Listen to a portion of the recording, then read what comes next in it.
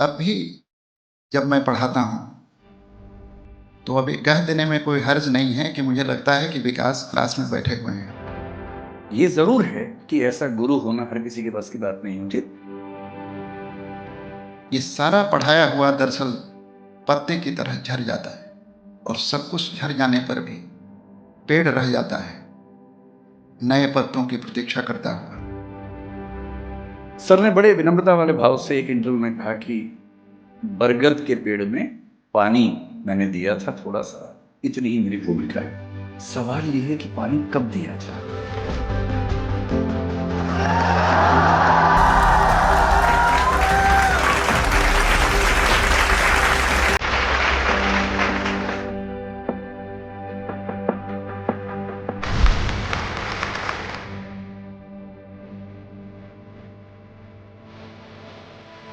आपका भाषण भी जो आपने सुना वो भी मेरा नहीं था, वो भी यहां से।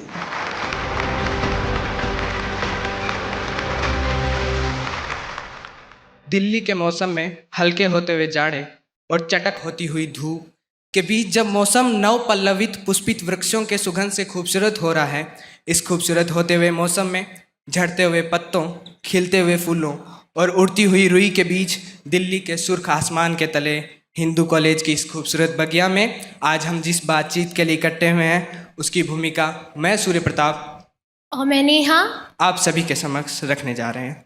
अब मैं प्रिंसिपल मैम अंजू श्रीवास्तव को आमंत्रित करूंगा।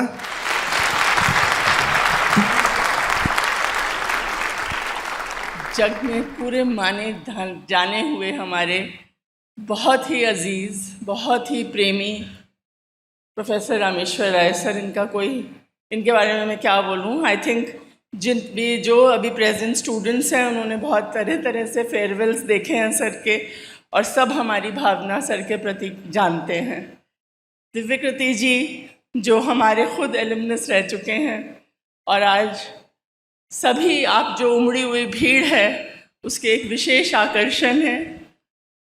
जितने भी गणमान्य व्यक्ति आज आए हैं, प्रेजेंट शिक्षक, पुराने शिक्षक, प्रेजेंट स्टूडेंट्स, पुराने स्टूडेंट्स, आईएएस एस्पिरेंट्स, सबका हिंदू कॉलेज की तरफ से और मेरी तरफ से विशेष स्वागत और बहुत बहुत अभिनंदन। जो दो विशेष व्यक्ति स्टेज पे बैठे हैं, मुझे पता नहीं क्यों बिठाया गया, लेकिन जो दो विशेष व्यक्ति बैठे हैं जो एक रिलेशन का सिंबल हैं, गुरु और शिष्य का जो एक बेहद ही पायस रिलेशन है, बेहद गहरा और बहुत कुछ सिखाता हुआ रिलेशन है, उसको ये आज सिंबलाइज कर रहे हैं। दिल गदगद कर रहा है और अपना पुराना टाइम याद आ रहा है। ये रिलेशन जो दिख रहा है, आई रियली विश कि आज भी ये, आज तो है ही खैर ये, लेकिन जिसमें सर जो 40 साल इस कॉलेज को दिए हैं, और दिव्यकृति जी जिन्होंने अपने 90s में, जहाँ तक मैं ठीक समझी, 90s में जो संपर्क में आए सर के और वो रिलेशन बरकरार रखा, और जो बताया गया है मुझे कि हर लेक्चर में रामेश्वर सर की बात होती है। So I think just such a majestic time for all the students and for all the learners. तो हमको थोड़ी थोड़ी ईर्ष्या तो हो रही है सर आपसे कि हम पता नहीं जब हम जाएंगे तो क्या होगा, लेकिन बहुत ही खुशी का हमारे लिए अवसर है। इस प्रोग्राम का आयोजन करना भी बहुत ही विशेष है, और जो हम इस अद्वितीय शिक्षक रामेश्वर राय में हमें दिखते हैं, उनका क्या सम्मान करेंगे। जो विरासत उन्होंने दी है अपनी प्रेरणा, मार्गदर्शन, विजडम से, उसका सम्मान है आज। और ये एक अनूठा रिलेशन जो शिष्य के द्वारा शिक्षक के साथ एक दिखाई देगा, जो शिष्य खुद ही बहुत बहुत ऊंचाइयों पे पहुँचे हुए हैं, जिनके शायद दर्शन भी बहुत दुर्लभ हैं, और और शायद वो एकेडमिक जगत के सुपरस्टार हैं। मुझे लगता है आपको देख के मन किया कि हमने भी कभी ये पढ़ाई की होती तो हमें भी ऐसा मौका मिलता।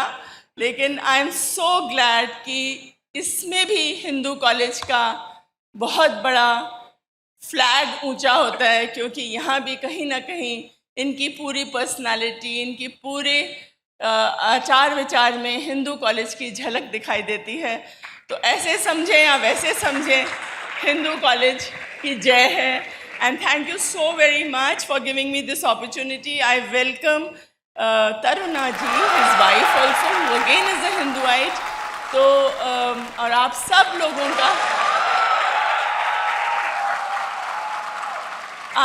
का पुनः स्वागत। और अब आप मज़ेदार बातें किससे सुनिए, और आपके भी बहुत बौछारें हैं क्वेश्चंस की। So I wish you all a very enjoyable at least 1.5 hours. Thank you. सम्मान भाषण के लिए मैम आपका बहुत बहुत धन्यवाद। हिंदू कॉलेज के प्रतिष्ठित मंच से बुनियाद द सिविल सर्विसेज सोसाइटी द्वारा संवाद गुरु शिष्य वार्ता का आयोजन किया जा रहा है। इस विशेष सत्र में हिंदी साहित्य के अद्वितीय विद्वान प्रोफेसर रामेश्वर राय एवं उनके सुविख्यात शिष्य, हिंदू कॉलेज के गौरवशाली पूर्व छात्र एवं दृष्टि IAS के संस्थापक डॉक्टर विकास देवीकीर्ति के बीच एक सजीव संवाद होगा।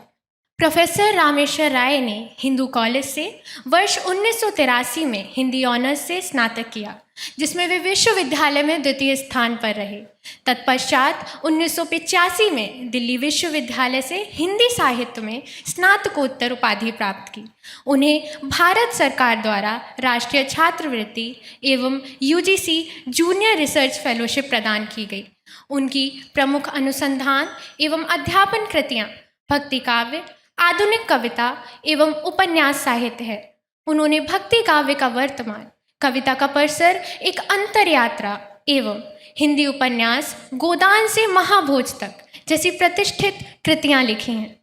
वे 1995 से हिंदू कॉलेज में अध्यापन कर रहे हैं एवं 2009 में दिल्ली विश्वविद्यालय द्वारा विशिष्ट शिक्षक पुरस्कार से सम्मानित हुए।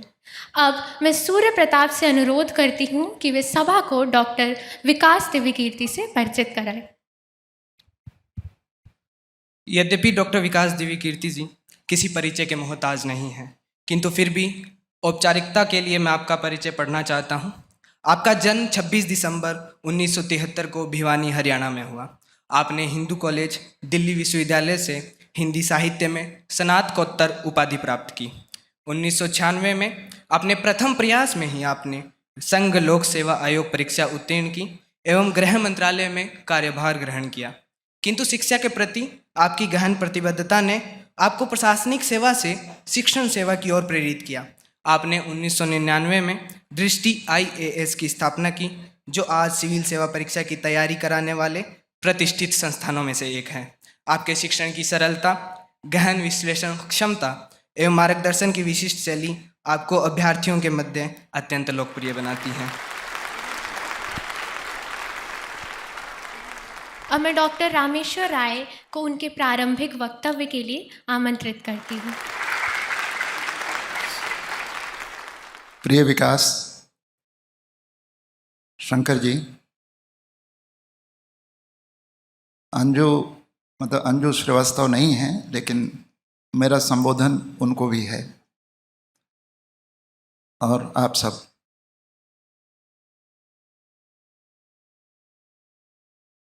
सबसे पहले तो विकास और मुझ में जो अंतर है, यहाँ से मैं शुरू करना चाहता हूँ। मैं जानता हूँ कि सरकारी और औपचारिक वक्तव्य का ये तरीका नहीं है, लेकिन तरीकों से बाहर जाकर ही हम कुछ कर पाते हैं कायदे से। विकास और मुझ में बुनियादी अंतर ये है कि विकास उतनी आसानी से उपलब्ध नहीं है।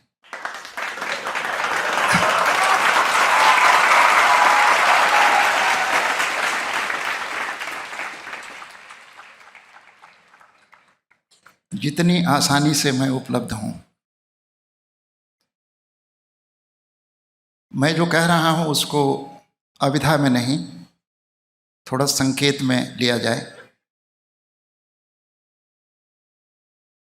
जगत गुरु शंकराचार्य के गुरु थे गोविंदनाथ।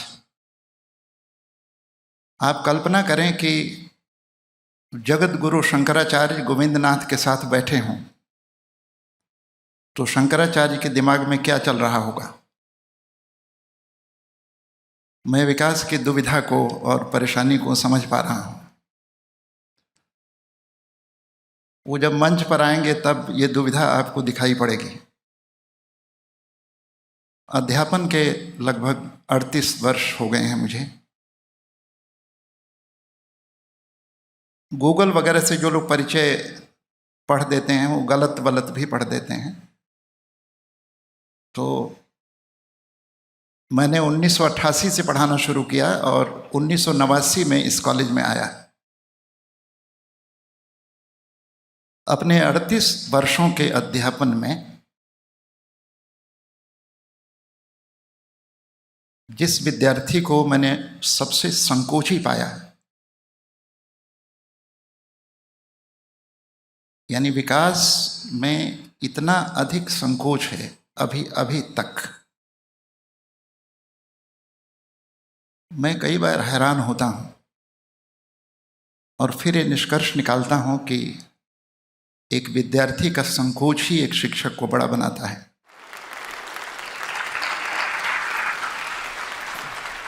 जब आप शिक्षक के रूप में जिंदगी शुरू करते हैं तब आप नौकरी करते हैं। शिक्षक बनना एक प्रक्रिया है और शिक्षक बनने की प्रक्रिया में ये सबसे अधिक महत्वपूर्ण है कि आपको कैसे विद्यार्थी मिले। कायदे से और तर्क से मैं भाग्य को मानता नहीं हूं, लेकिन मानने से क्या होगा। तो मुझे लगता है कि विधाता ने जो नियति रेखा खींची होगी उसके बिल्कुल आरंभिक चरण में विकास को भेजा गया होगा। इसलिए अब भी जब मैं पढ़ाता हूं तो अब ये कह देने में कोई हर्ज नहीं है कि मुझे लगता है कि विकास क्लास में बैठे हुए हैं। और ऐसी स्थिति में मैं कभी भी ऊंचाई से नीचे नहीं आ पाता। इसलिए मेरे यहाँ अध्यापन का कोई भी औसत नहीं है। मैं हिमालय को संबोधित करता हूँ और ऐसी स्थिति में आपके अध्यापन में निश्चित रूप से एक उदात्तता पैदा हो जाती है। लोग नहीं देख पाते, विद्यार्थी नहीं देख पाते कि मैं वास्तव में किसको पढ़ा रहा हूँ। दरअसल मैं विकास को ही पढ़ा रहा होता हूँ और लोगों को लगता है कि ये तो मुझे पढ़ा रहे हैं। तो इस अर्थ में विकास का होना मेरे लिए बहुत महत्वपूर्ण है। आप यह जानकर कई दिनों तक हैरान रह सकते हैं, बल्कि महीनों तक, कि कॉलेज से निकलने के बाद विकास से मेरी यह तीसरी मुलाकात है। यानी 28 वर्षों में केवल 3 मुलाकातें, जिसमें आज की मुलाकात भी शामिल है। तो 2 मुलाकातें केवल हैं, एक पुस्तक मेले में और एक भारतीय संसद के सेंट्रल हॉल में। वहां भी इसने शब्द अच्छा नहीं है, इसलिए मैं आदर सूचक ही यहां कहूंगा। इन्होंने कहा कि सर मैं आपको सुनने आया हूं। तो इस दृष्टि से आज का दिन एक तरह से दिल्ली के स्तर पर कुंभ जैसा है।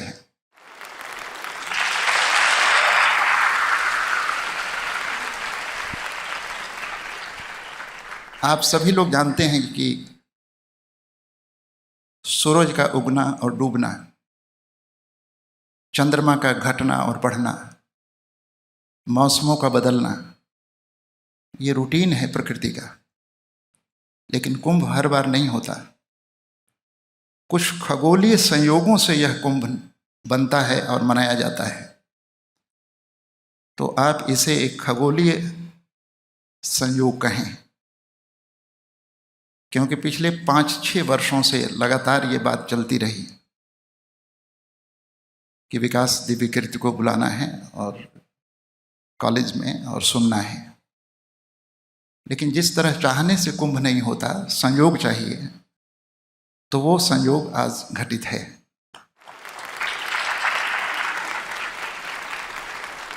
मैं चाहता हूं और मैं जानता भी हूं कि आप लोग विकास को सुनना चाहते हैं, लेकिन 2 बातें मैं आपसे कहना चाहता हूं। एक तो शिक्षक के बारे में। मोटे तौर पर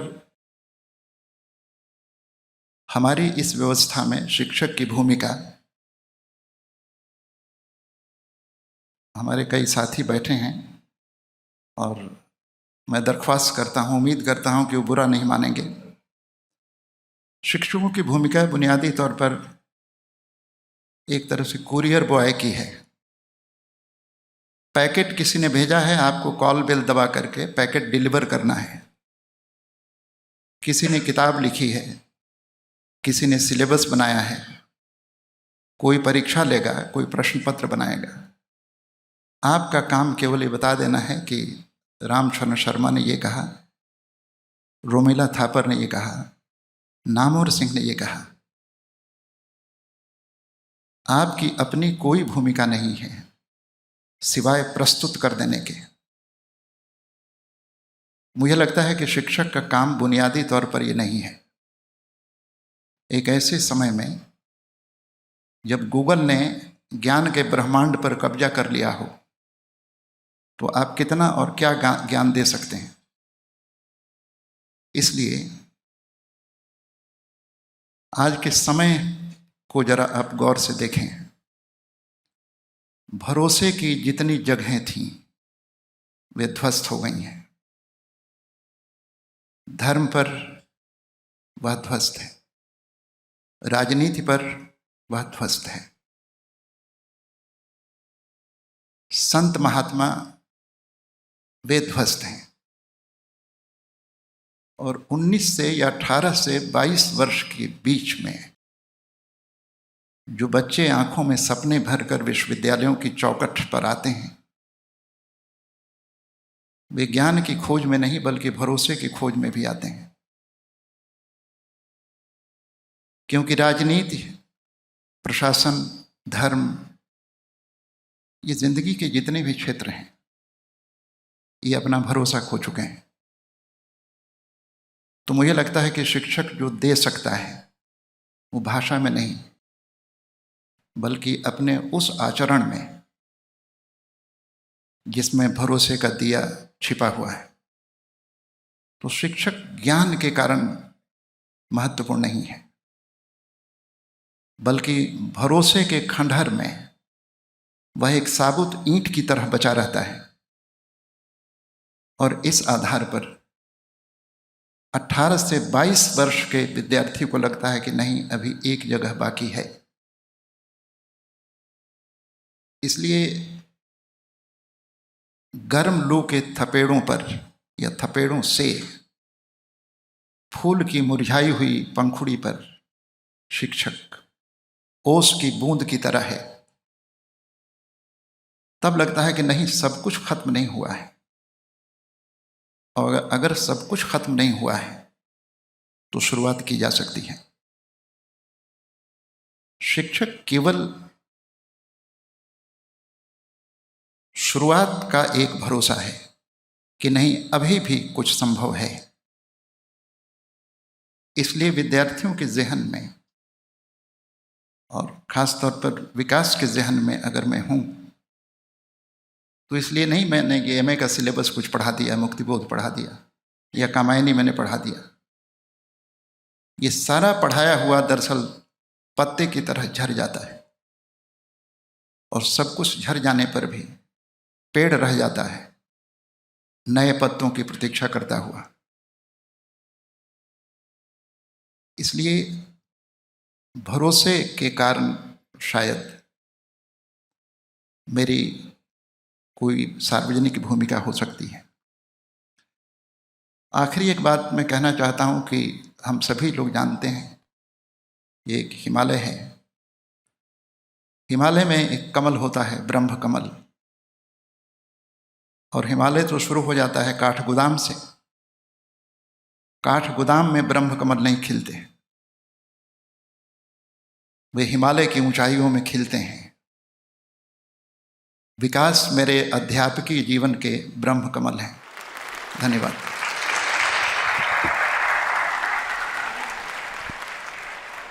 विराट क्षितिज के समान फैले सर के शैक्षणिक करियर में न जाने कितने ही विद्यार्थी तारों की तरह टांके हुए हैं। और इसी पर मुझे मीर का एक शेर याद आता है, शागिर्द हैं हम मीर से उस्ताद के रासिक, उस्तादों का उस्ताद है उस्ताद हमारा।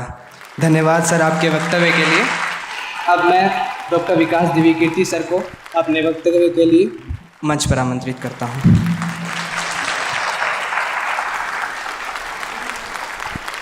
सबसे पहले हिंदू कॉलेज के उन सभी व्यक्तियों को धन्यवाद जिन्होंने मुझे बुलाया। ऐसी अफवाह मंच पर फैली हुई है कि मुझे 5-6 साल से बहुत बुलाया जा रहा था और मुझसे मिलना बड़ा मुश्किल काम है, मुझे बुलाना बड़ा मुश्किल काम है, लेकिन दरअसल ऐसा था नहीं। ये ज़रूर है कि मैं बहुत संकोची हूँ व्यक्तिगत जीवन में, और जैसे मुझे कोई बुलाता है मैं सोचता हूँ कि कैसे मैं मना करूँ, कैसे कोई ठोस वजह बताऊँ कि मुझे ना जाना पड़े, और बता भी देता हूँ, आमतौर पे बच जाता हूँ। पर जो बातें हमारी टीम को एकदम स्पष्ट हैं, उनमें से एक बात यह है कि जो 2 कॉलेज मेरे दिल्ली विश्वविद्यालय में हैं, एक जाकिर हुसैन कॉलेज और एक हिंदू कॉलेज, यहाँ से जब भी निमंत्रण आएगा मैं मना नहीं करूँगा। तो पिछले साल सच में कोशिश हुई, इसी सोसाइटी के जो अध्यक्ष थे आदित्य तोमर उनका नाम था, वो मिलने भी आए, मैं भी मिला। अच्छा, वाग्मी से थे, हाँ 2 सोसाइटीज़ वाग्मी और बुनियाद से लगातार ये प्रक्रिया चल रही थी। तो पिछले साल कुछ ऐसा हुआ कि जब वो चाह रहे थे तब मैं दिल्ली में नहीं था, देश में नहीं था। जब मैं यहाँ था तो शायद यहाँ कोई तिथि बन नहीं पाई थी। इतनी सी बात थी, ऐसा नहीं था कि मतलब मैं उपलब्ध नहीं हूँ। मैं आप सबके सामने खुल के कह रहा हूँ कि हिंदू कॉलेज के लिए मैं हमेशा उपलब्ध हूँ। तो और हिंदू कॉलेज में आना, हिंदू कॉलेज का एहसान मुझ पे है, न कि मेरा कोई एहसान है यहाँ आने पर। इसलिए मैं लगभग 30 साल के बाद इस कॉलेज में आया हूँ। 1 साल मैं यहाँ पढ़ा हूँ, 1994 से 1995 MA फाइनल में। उस समय डॉक्टर हरीश नवल यहाँ के HOD थे। मुझे थोड़ी सी खांसी की दिक्कत है, बीच बीच में आपको कर्कश आवाज़ें सुनने को मिलेंगी। उसके पहले मैं जाकिर हुसैन कॉलेज में 3 साल ग्रेजुएशन कर रहा था, हिस्ट्री ऑनर्स मैंने किया था। फिर MA हिंदी साहित्य लेने का फैसला हुआ तो जाकिर हुसैन इवनिंग पूरे विश्वविद्यालय में एक ही जगह एडमिशन हो पाया, क्योंकि ग्रेजुएशन में मेरे पास हिंदी साहित्य नहीं था। वहाँ मैंने 1 साल पढ़ाई की। प्रोफेसर सुधीश पचौरी बहुत प्रसिद्ध अध्यापक है, वो वहाँ थे। प्रोफेसर कमल किशोर गोयनका वो वहाँ थे। फिर 1 साल के बाद मैंने, इसलिए कि एक तो मैं रहता था इसी कैंपस में, हिंदू कॉलेज पास भी था, इसलिए भी कि हिंदू कॉलेज की ख्याति थी हिंदी विभाग में कि सबसे अच्छा अध्यापन अगर होता है तो वहीं होता है। माइग्रेशन लेके आया था। हरीश नवल सर ने मुझे 1-2 डिबेट्स में सुना था, तो वो मुझे पसंद करते थे। मैंने उनसे आग्रह किया तो उन्होंने पूरी मदद की।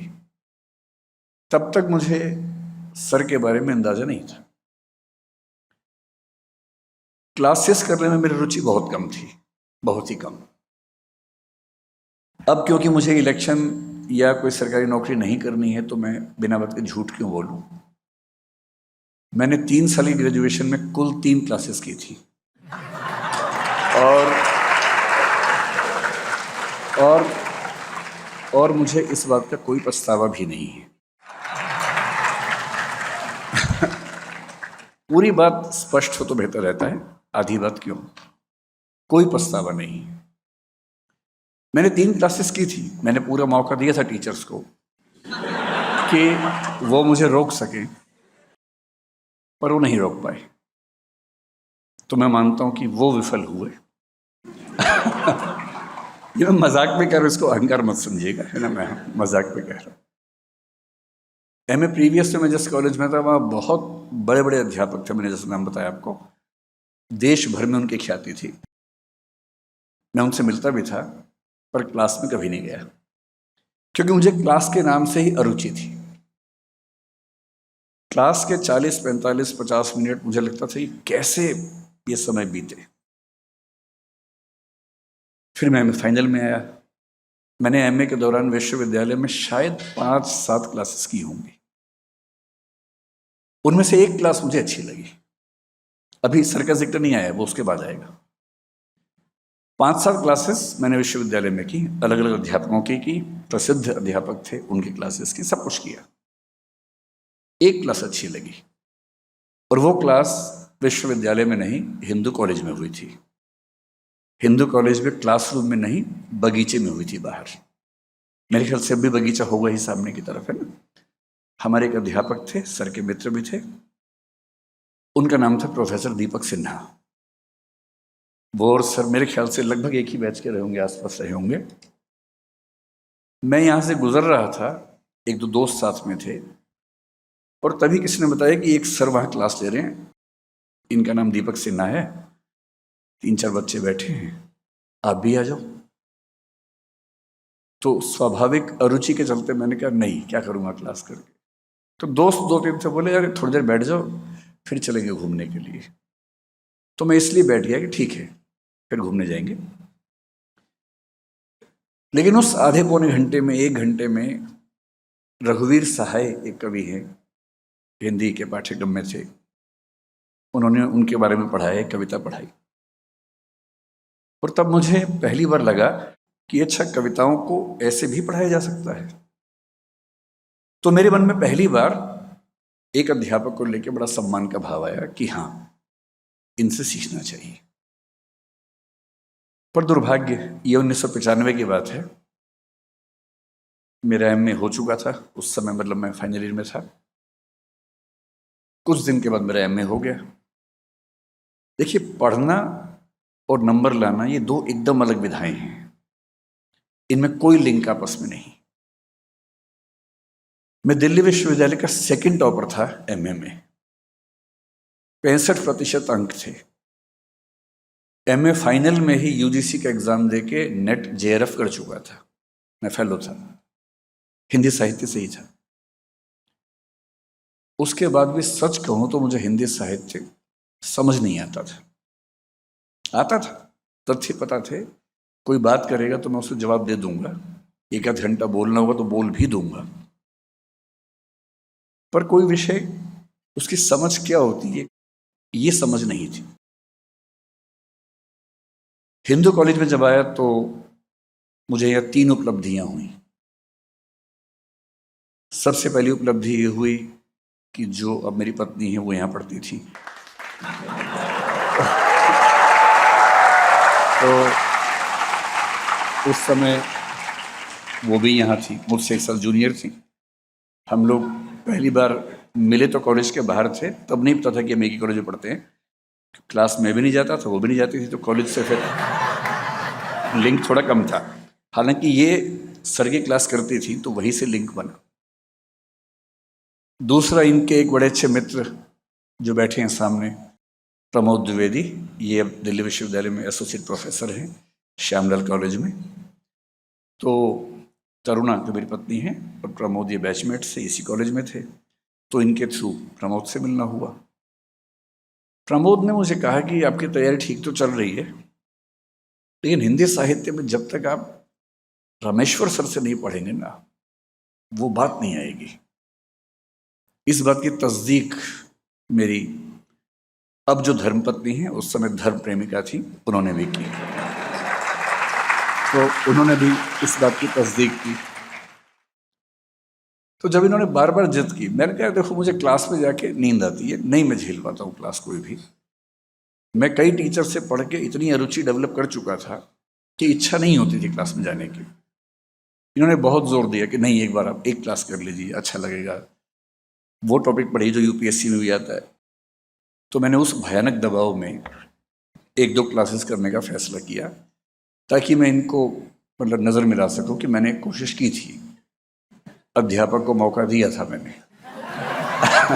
कोई ऐसा ना समझे, सर धृष्टता के लिए माफ़ करते रहिएगा, मैं थोड़ा हंसी मजाक कर बैठता हूँ। तो फिर मैं सर की क्लास में आ गया तो उसके बाद की सारी चीज़ें इतिहास हैं। मुझे लगता है कि मुझे बचपन से पढ़ना चाहिए था, पर मैं विद्यार्थी जीवन में बहुत ही चंचल, बहुत ही अगंभीर किस्म का व्यक्ति रहा, स्कूल में, कॉलेज में भी। मैं अपने ज़िले का टॉपर था स्कूल के समय। ऐसा नहीं कि मेरे नंबर नहीं आते थे, नंबर आते थे मेरे। मैं विषय को समझता नहीं था, मैं विषय में डूबता नहीं था, और जैसे ही किसी विषय को पढ़ते हुए लगता था कि अभी मुश्किल होने लगता है, मैं उसे छोड़ देता था। मैंने 10वीं क्लास के बाद साइंस इसलिए छोड़ा कि साइंस से पढ़ना पड़ता था, और हमारे स्कूल में 2 ही विकल्प थे, साइंस और कॉमर्स। मुझे किसी ने बताया कॉमर्स में नहीं पढ़ना पड़ता है, तो मैंने कॉमर्स ले लिया। फिर मैंने कॉमर्स में अपने पूरे ज़िले में टॉप किया, करीब 10 से 12 दिन पढ़ के। फिर मैं दिल्ली विश्वविद्यालय आ गया। मैंने डीयू में आते ही बीकॉम ऑनर्स में एडमिशन लिया, पर 3-4 दिन में लगा कि इसको तो बहुत पढ़ना पड़ता है। मंडल कमीशन उसी समय आया था, आंदोलन का माहौल था जो मुझे प्रिय था बहुत ज़्यादा। मुझे ज़्यादा अच्छा लगता था कि बस के पीछे टंग के जा रहे हैं, बस का शीशा तोड़ दिया, टायर में आग लगा दी और नारे लगाए सड़क के ऊपर, पुलिस आई तो भागे वहाँ से बच के। वो सब ज़्यादा मुझे उसमें रुचि थी, क्योंकि मेरा अकेला उद्देश्य डूसू प्रेसिडेंट बनना था और उसके बाद भारत का प्रधानमंत्री बनना था उस समय। उस बाल मन की बात है जो 17 साल का था, तब की बात मैं कर रहा हूँ। तो बीकॉम में से पढ़ना पड़ता था। तो फिर मैंने एक बहुत ठोस बहाना सोचा और मैंने अपने अध्यापक से कहा कि सर मुझे यूपीएससी देना है, और उसमें मैंने सुना कि हिस्ट्री बेहतर रहता है और सीए तो मुझे बनना ही नहीं है। तो बोले अच्छा ऐसा है, तो फिर एक एप्लीकेशन लिखो। मैंने एप्लीकेशन लिखी। फिर बोले कि मैं तो साइन कर रहा हूँ, अब हिस्ट्री के डिपार्टमेंट के हेड से साइन करवा के लाओ। ये ठीक वही दिन था जब मंडल कमीशन का कर्फ्यू लगा हुआ था दिल्ली में। मैं पीतमपुरा में रहता था और हमारे एचओडी जो थे वो साकेत में रहते थे। पीतमपुरा से साकेत लगभग 25 किलोमीटर होगा। मैं पैदल गया, बीच बीच में लिफ्ट, कहीं को ट्रक मिल गया, ट्रक में घुस गए, बस मिली। बस तो खैर नहीं चल रही थी उस समय। पूरी दिल्ली का माहौल बड़ा अजीब था, हर जगह आग, धुआं, ये सब था। उनके घर पहुंच के साइन करवाए। बोले कि इतना सीरियस बच्चा मैंने पहली बार देखा है। तो मैंने भी इस बात पे उनको काटा नहीं। मैंने कहा हाँ आप ठीक कह रहे हैं, आपने ठीक ही देखा है। और फिर गया, हिस्ट्री ऑनर्स लिया, सिर्फ इसलिए कि हिस्ट्री में पढ़ना नहीं पड़ेगा। शंकर जी से मेरी बात चल रही थी। शंकर जी और मैं एक ही बैच के हैं, 90 से 93। ये भी हिस्ट्री के विद्यार्थी थे, मैं भी हिस्ट्री का था। मिले आज हम पहली बार है जीवन में, लेकिन हम एक ही बैच के लोग हैं। फिर मैंने पहले साल में काफ़ी पढ़ाई करके 44% अंक अर्जित किए, जो मेरे पूरे करियर का सबसे खराब स्कोर है। फिर सेकंड थर्ड में बहुत कोशिश करके संभाला, तो मैं किसी तरह से 51 तक पहुंचा। मेरे ग्रेजुएशन में 51% अंक हैं। मैं खुल के इसलिए कह रहा हूं कि आप में से जिसके नंबर कम आ रहे हैं, चिंता मत कीजिएगा, नंबर जीवन में कहीं काम नहीं आते। इस बात को बिल्कुल मन से निकाल दीजिए। और 3 साल मैंने इतिहास कितना पढ़ा? जितना मेरे रूममेट ने नोट्स बनाए थे उतना ही पढ़ा। मेरा एक अच्छा रूममेट था, हालांकि वो हंसराज कॉलेज में पढ़ता था, मैं जाकिर हुसैन में था, और वो नोट्स अच्छे बनाता था। तो वो पता भी करता था कि इस बार क्या क्या आने वाला है, उन्हीं के नोट्स बनाता था, कुछ कहीं से मैनेज करता था, फोटोकॉपी। अच्छा दोस्त था मेरा। तो एग्ज़ाम से 7 दिन पहले, 8 दिन पहले बोलता था कि ये निगलना है और पेपर में उगलना है। और इस निगल उगल कार्यक्रम में मैं निष्णात था। निष्णात को अंग्रेजी मास्टर कहते हैं, आपकी जनरेशन पता नहीं समझेगी या नहीं। मास्टर का मतलब, एक्सपर्ट का मतलब निष्णात। मैं निष्णात था, ठीक नंबर आ गए, 55% फाइनल ईयर में थे, जो सब एवरेज करके 51 हुए। पर मैं खुशी की बात है कि अपने कॉलेज में, क्योंकि बाकी विद्यार्थी बहुत खराब थे, मैं वहाँ भी टॉपर था। उसमें मेरी कोई भूमिका नहीं है, बाकी बच्चों की भूमिका है। वो मुझसे भी खराब थे, इसलिए मैं टॉपर था। लेकिन मुझे डीयू में सबसे ज़्यादा मज़ा किस चीज़ में आता था? इलेक्शन लड़ने में, डिबेट्स करने में। हाँ, मैं डिबेटर था, मैं स्कूल में खूब डिबेट्स करता था। मेरे माता पिता का योगदान रहा, उन्होंने मजबूर किया कि मैं मंच पे जाऊं, और मैं उनका बड़ा कृतज्ञ हूँ। मैंने डीयू में 3, 4, 5 साल की डिबेटिंग लाइफ में, क्योंकि फर्स्ट ईयर में मंडल कमीशन था, डिबेट्स हुई नहीं उस साल, उसके बाद से डिबेट्स की। डिबेट मेरे लिए रोजी रोटी का सवाल था।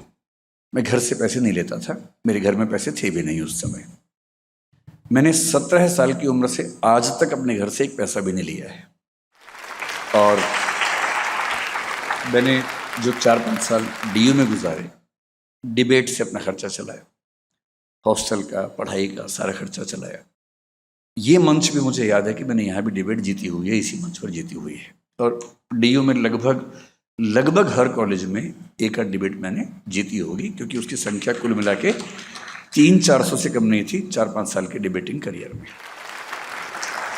अब आप सोच के देखिए कि एक ऐसा अहंकारी व्यक्ति जो जहाँ जाता है डिबेट जीत जाता है, जिसको अपने बोलने पर इतना गुमान है, और माहौल भी ऐसा होता था कि अगर मैं डिबेट में गया तो बच्चे मान लेते थे कि अब सेकंड के लिए फाइट करनी है, फर्स्ट के लिए नहीं करनी है।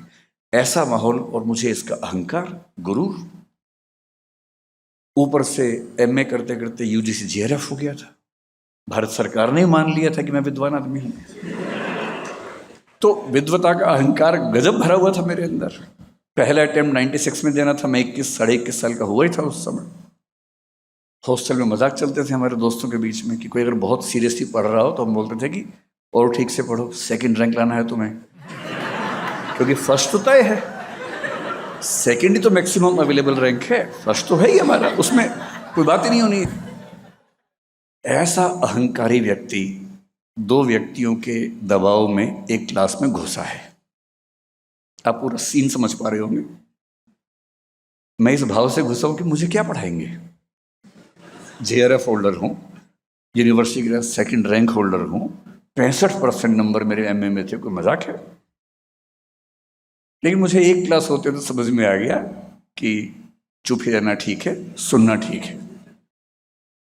और मेरे जीवन में अकेली क्लासेस, मैं बड़े स्पष्ट शब्दों में कह रहा हूं, ग्रेजुएशन की 3 क्लासेस, एमए की 5 से 8 मान लीजिए, 10-11 क्लासेस कुल मिला के, और उसके बाद मैं सर के पीछे पढ़ के मैंने सर के साथ कम से कम 60-70 क्लासेस की होंगी, जिद करके। और जब तक मैंने सर से पूरा सिलेबस नहीं पढ़ लिया तब तक मैं बेचैन रहा। कभी कभी सर के घर पहुंच जाता था, रोहिणी में सर रहते थे, कि अगर सर यहाँ नहीं पढ़ाएंगे तो हमें तो शर्म किस बात की नहीं है, घर पहुंच गए। हमें क्या पता कि सर मैडम बच्चा उनका पर्सनल टाइम भी हो सकता है कुछ, हमें क्या मतलब उस बात से भाई, हमें आईएएस बनना है, हम जगत गुरु हैं, हमको तो कैसे कोई टाइम नहीं देगा। तो हम तो बेशर्मी से सर के घर में घुस जाते थे कि सर पढ़ाइए कुछ भी करके, क्योंकि एग्जाम आने वाला है, हमें तो बताइए हिंदी आलोचना, हिंदी उपन्यास का इतिहास बताइए पूरा। असाधी बिना उस समय नहीं थी, राम की शक्ति पूजा समझाइए, सर्वस्मृति बताइए, अंधेरे में कविता समझाइए। और उन 3 महीनों में जो हुआ, अब मैं उसका थोड़ा सा आपको डिस्क्रिप्शन देना चाहता हूँ। मेरी स्थिति ये भी ये है कि मैं जानबूझ के उधर देखने से बच रहा हूँ, मैं जानबूझ के यहाँ देख रहा हूँ। जब मैं 12 साल का था तो मैंने स्कूटर चलाना सीख लिया था।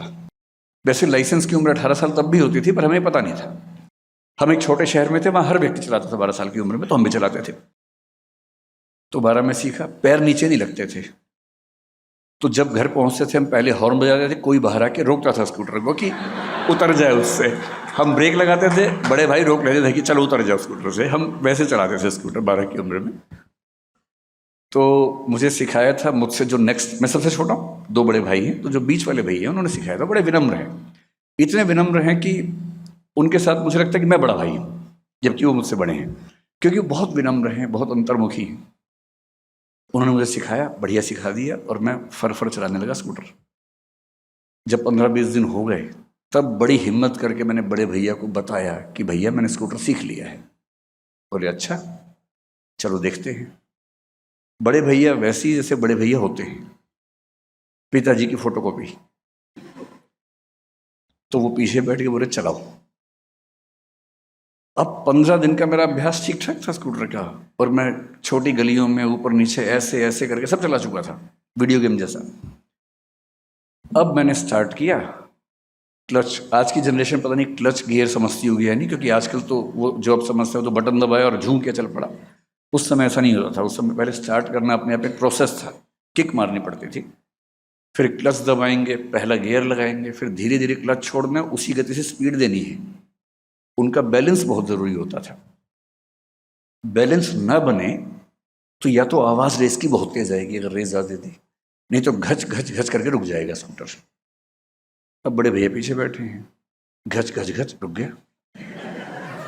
भैया बोले यही सीखा। मैंने कहा 1 मिनट रुकना भैया। फिर ठीक किया, फिर स्टार्ट किया, फिर घच घच घच, 3 4 5 बार घच घच हुआ। और भैया बोले अभी नहीं, छोटे हो। वो जैसे ही पीछे बैठे मेरा स्कूटर बंद हो जाता था। मेरी हालत कुछ कुछ आज वैसी है। जिनसे सीखा है उनके सामने बोलना है, और मैं इसलिए जानबूझ के वहां देख नहीं रहा हूं कि वहां भैया बैठे, वरना घस घस घस हो गए मेरी गाड़ी रुक जाएगी और मैं क्यों वहां देख के क्यों बोलूं मैं। तो मैं तो इस भाव से देख रहा हूं कि जैसे शुतुरमुर्गी मुद्रा कहते हैं कि जैसे बिल्ली और कबूतर के बारे में कहते हैं, जब कबूतर बिल्ली को देखते हैं, कबूतर अपनी आंख बंद कर लेता है और कहता है बिल्ली नहीं है। तो कुछ कुछ मैं उसी मुद्रा में आज हूं। उन 3 महीनों में क्या हुआ, असली सवाल ये है। सर ने बड़े विनम्रता वाले भाव से एक इंटरव्यू में कहा कि बरगद के पेड़ में पानी मैंने दिया था थोड़ा सा, इतनी ही मेरी भूमिका है। ये बात सही है कि किसी व्यक्ति की किसी के जीवन में भूमिका दरअसल इसी तरह की होती है कि किसी को आपने पानी दिया, खाद दी, न्यूट्रिएंट्स दिए, यही भूमिका हो सकती है। सवाल यह है कि पानी कब दिया था और कितना दिया था, और पानी केवल पानी था या उसमें न्यूट्रिएंट्स भी शामिल थे। वो पानी उस समय मिला जिस समय पानी की सबसे ज्यादा जरूरत थी, जब सूखा पड़ा हुआ था, जब जड़ें सूख चुकी थी। सूख क्या गई थी, गीली हुई ही नहीं थी कभी। और उस समय जब पहली पानी की बौछार अंदर पड़ी और लगा अच्छा पढ़ाई ऐसे भी होती है, पढ़ाई में समझना भी होता है, साहित्य का संबंध इतिहास से भी होता है, फिलॉसफी से भी होता है, सोशियोलॉजी से भी होता है, इकोनॉमिक्स से भी होता है। इकोनॉमिक्स तय करती है कि साहित्य कैसा होगा किसी देश का, किसी समाज का। और तब समझ में आया कि अलग अलग विषय, अलग अलग डिपार्टमेंट्स तो नाम नाम के हैं, दरअसल तो एक ही चीज को पढ़ने के भिन्न भिन्न तरीके हैं। इसलिए जो इंटरडिसिप्लिनरी अप्रोच आज हम बोलते हैं कि बहुत जरूरी है, मैंने पहली बार जहां से सीखी वो सर से सीखी। और सर कोई भी विषय पढ़ाते थे तो लगता था कि जैसे चक्षु खुल गए, कि नई कविता या छायावाद। और मैं उस समय लिखने की स्पीड मेरी ऐसी थी कि मैंने सर का एक एक वाक्य लिखा हुआ है, आज तक रखा हुआ रजिस्टर मेरे पास। यहाँ तक कि सर ने बीच में छींका भी तो मैंने वो भी लिख दिया कि छींक यहाँ पर आई है, कि शायद कोई खास वजह से आई हूँ यहाँ पर भाई, बाद में रिवीजन में आसानी रहेगी। मजाक भी किया, साइड में मजाक भी लिख लिया कि ये मजाक को कोई लिंक होगा इसके साथ, वो मजाक भी याद रहना चाहिए। कई साल तक मैंने वो विषय पढ़ा, वो रजिस्टर्स पढ़े, JRF वगैरह सब होने के बाद पहली बार मुझे साहित्य समझ में आया। अब सीधा योगदान मैं कहूं तो मेरा पहले अटेम्प्ट में सिविल सेवा में सिलेक्शन हो गया। लेकिन ये तो एक मोटा कथन है ना कि सिलेक्शन हो गया।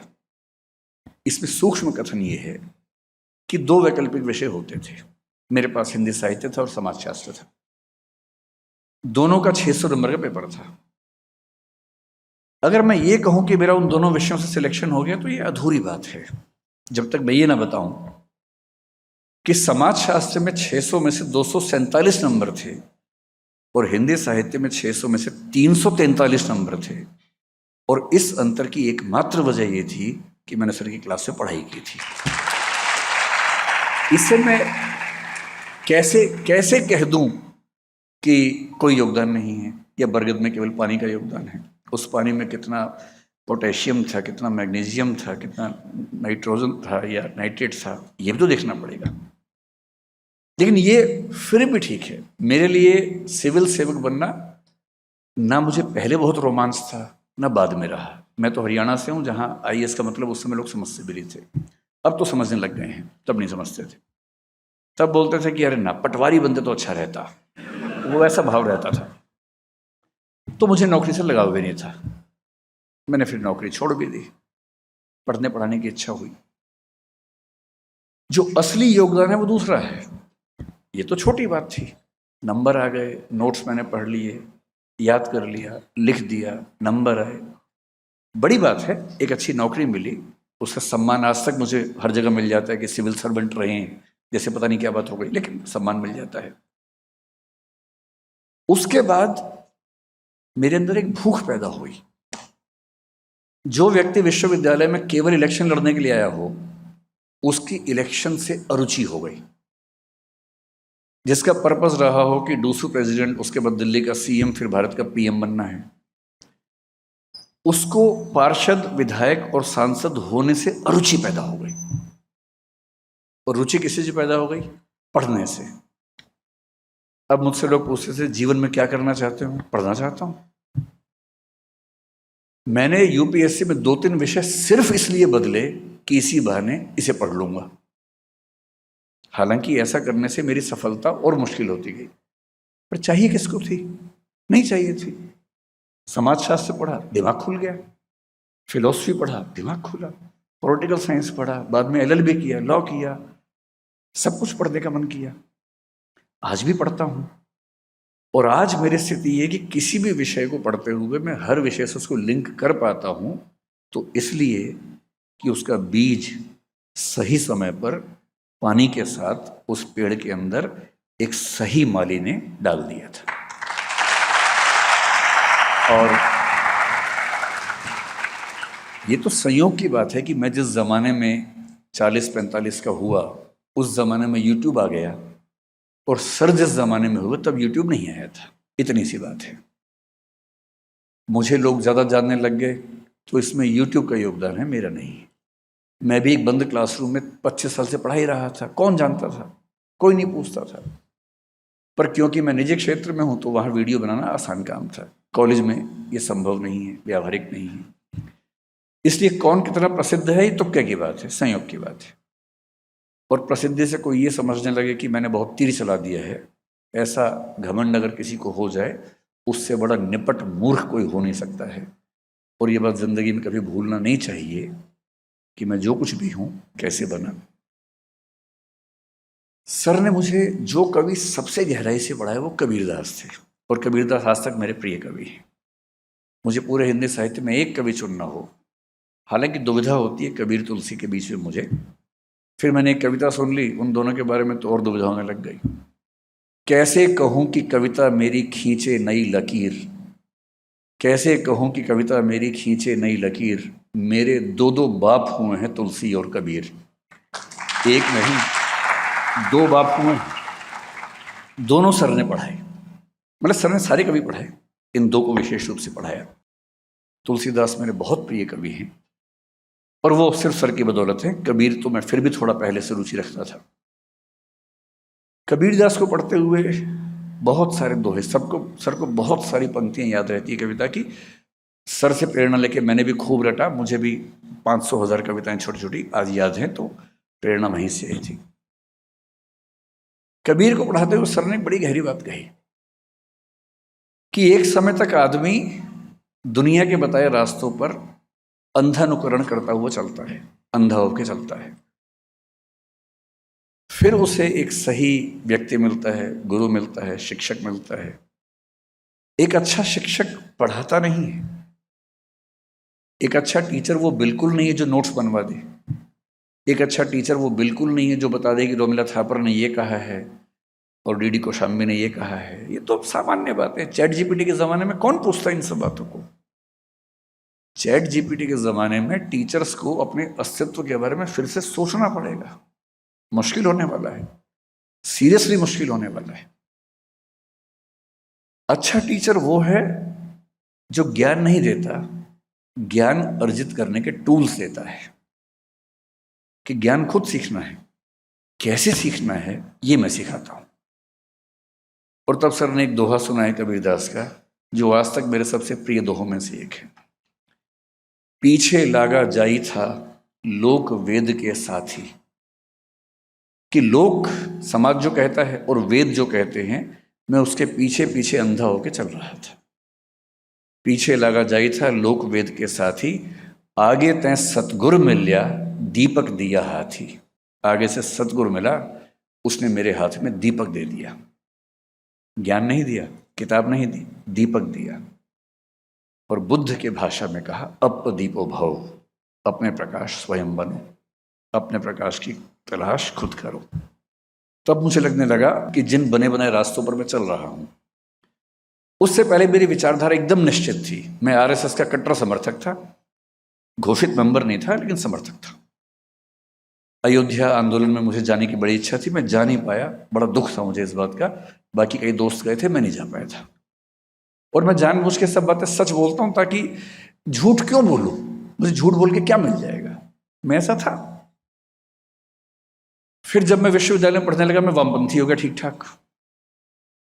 मैं किसी काडर में नहीं गया, मैंने सीपीएम, सीपीआई में या आईसा में, या उस समय एक एआईएसएफ भी थी, यहाँ पर दिशा छात्र संघ चलता था, डीएसयू, पीएसयू, कई स्टूडेंट बॉडीज चलती थी। मैं किसी का मेंबर कभी नहीं बना। पर मुझे उन लोगों से बात करके और समाजशास्त्र से पढ़ के, मार्क्सवाद पढ़ के बड़ा अच्छा लगने लगा। मैं इधर से भाग के उधर चला गया, अब मैं ये हूं। और जब मैं सर से मिला, मैं बहुत दुविधा में था कि वामपंथ ठीक है या दक्षिणपंथ ठीक है। 10 साल बाद मुझे समझ में आया कि सर से मुझे दूसरा फायदा क्या हुआ। पश्चिम में 18वीं सेंचुरी में एक दार्शनिक हुआ कांट, जो मेरे ख्याल से पूरे पश्चिम की दुनिया का सबसे बड़ा दार्शनिक है। अगर मुझे कहे कि पश्चिम की दुनिया में पहले दार्शनिक थेलीस से लेकर वर्तमान दर्शन के लोगों तक, विटगेन्स्टीन तक, आपको एक चुनना हो जिसने पूरे दर्शन की धारा को चेंज कर दिया, आमूलचूल बदलाव कर दिया, तो वो इमैनुअल कांट है, जर्मनी का 18वीं सेंचुरी के दार्शनिक। जब वो बड़ा हो रहा था, उसके सामने 2 रास्ते चल रहे थे। एक को रैशनलिज्म या बुद्धिवाद कहते थे, एक को एम्पेरिसिज्म या अनुभववाद कहते थे। रैशनलिज्म में लाइबनिज नाम के एक बहुत प्रख्यात चिंतक चल रहे थे, अनुभववाद में ह्यूम बहुत प्रख्यात चिंतक थे, इंग्लैंड के थे। कांट ने लिखा कि मैंने लाइबनिज को पढ़ा, मुझे लगा ये तो अंतिम सत्य है, इससे बड़ा सत्य क्या हो सकता है, और मैं उसके पीछे चलने लगा। इसी बीच में ह्यूम की किताब मेरे हाथ आ गई, और ह्यूम को पढ़ा तो मुझे लगा, अरे यार, वो तो ऐसे ही बोल रहा था, अंतिम सत्य तो ये है। तो कुछ दिन में अनुभववादी बना रहा। कुछ दिन बाद फिर लाइबनिज को पढ़ा तो मुझे लगा, नहीं, यही है अंतिम सच, यही है। फिर ह्यूम को पढ़ा तो लगा, ना, इससे अंतिम कुछ हो ही नहीं सकता है। और फिर वो लिखता है, इस कंफ्यूजन से मैं इतना परेशान हुआ, इतना परेशान हुआ, अंत में मैं समझ गया कि अपना ही रास्ता बनाना होगा। और वहां से एक नई थॉट पैदा हुई, जिसको क्रिटिसिज्म कहते हैं, समीक्षावाद कहते हैं, जो पश्चिम के दर्शन की सबसे गहरी थॉट बनकर उभरी। सर से मिलने से पहले मैं भी दक्षिणपंथ वामपंथ के बीच में झूलता था, कभी ये खींचता था, कभी वो खींचता था। फेमिनिज्म पढ़ा तो मैं फेमिनिस्ट हो गया कुछ दिनों के लिए। अम्बेडकरवाद पढ़ा, मैंने कहा, अरे अंतिम सच तो ये था, ये कहाँ छुपा हुआ था। संतुलन नहीं था। और जब बहुत सारे विचार आपको खींच रहे हैं और आप संतुलित ना हो, तो आप क्या होगा, घंटे के हिसाब से आप अलग अलग वाद के शिकार होते रहते हैं। सुबह आप संघवादी थे, शाम को मार्क्सवादी हो गए हैं, दोपहर को फेमिनिस्ट होते हुए निकले हैं, रात को किसी से बात हुई अम्बेडकरवादी हो गए थोड़ी देर के लिए। बैलेंस बन ही नहीं पा रहा। सर के अंदर जो बात मुझे सबसे अच्छी लगती है वो ये कि मैंने पहली बार किसी को देखा जीवन में कि कोई व्यक्ति कार्ल मार्क्स के बारे में बात करते हुए उतना ही सहज जितना सिगमंड फ्रॉइड पे बात करते हुए, जितना चार्ल्स डार्विन पे बात करते हुए, उन सबकी किताबों का रेफरेंस देके उनकी थॉट्स पर बात करना। मुझे लगा कि जब तक मैंने दुनिया को पढ़ा ही नहीं तब तक किसी एक रास्ते पर चल के हीरो बनना कि यही सही रास्ता है, कितनी बड़ी मूर्खता है। और उस दिन से आज तक मैं ऐसी किसी भी मूर्खता से बचा हुआ हूं। मैं किसी विचारधारा का समर्थक नहीं हूं, ना होऊंगा। मैं विचार लेके चलूंगा, धारा में नहीं बहूंगा। और विचार के साथ जीना है, धारा में नहीं बहना है। ये बुनियादी समझ उसी पानी के गिलास में थी जिसको सर ने कहा कि बरगद में डाल दिया था, वहीं से। किसी अध्यापक का किसी विद्यार्थी के जीवन में क्या योगदान हो सकता है, इसकी बहुत बहुत तरह की कहानियां होती हैं। पश्चिम के विचारकों में घमंड थोड़ा ज्यादा नजर आता है, कुछ बड़े विनम्र भी हुए। सुकरात का शिष्य प्लेटो था, मैं तो वैसा बनना चाहता हूं। प्लेटो जैसा बौद्धिक तो मैं नहीं हूं, प्लेटो जैसा विनम्र बनना चाहता हूं। सुकरात ने प्लेटो को बहुत सिखाया, प्लेटो ने बहुत किताबें लिखी, और प्लेटो ने एक भी किताब में एक भी वाक्य अपना कह के नहीं लिखा, सारे वाक्य सुकरात के कह के लिखे। इस भाव से कि मैंने हल्का फुल्का जोड़ दिया होगा, मूल भाव तो वहीं से आया है, मेरा क्या है इसमें। और उस प्लेटो का शिष्य अरस्तु था। उस अरस्तु ने प्लेटो के सारे सिद्धांतों को सिर के बल खड़ा कर दिया। अरस्तु बहुत महान विचारक है, पर उसमें अहंकार भी कम नहीं है। उसे महिलाओं के बारे में इतनी उठपटांग बातें कही, दासों के बारे में इतना खराब खराब लिखा, पर बड़ा विचारक तो था ही। और इसलिए अरस्तु का विद्यार्थी कोई महान विचारक नहीं बना, सिकंदर बना। क्योंकि आक्रामक अध्यापक का विद्यार्थी आक्रामक ही हो सकता है। वो दुनिया को जीतने में लगा रहा, खुद को नहीं जीत पाया।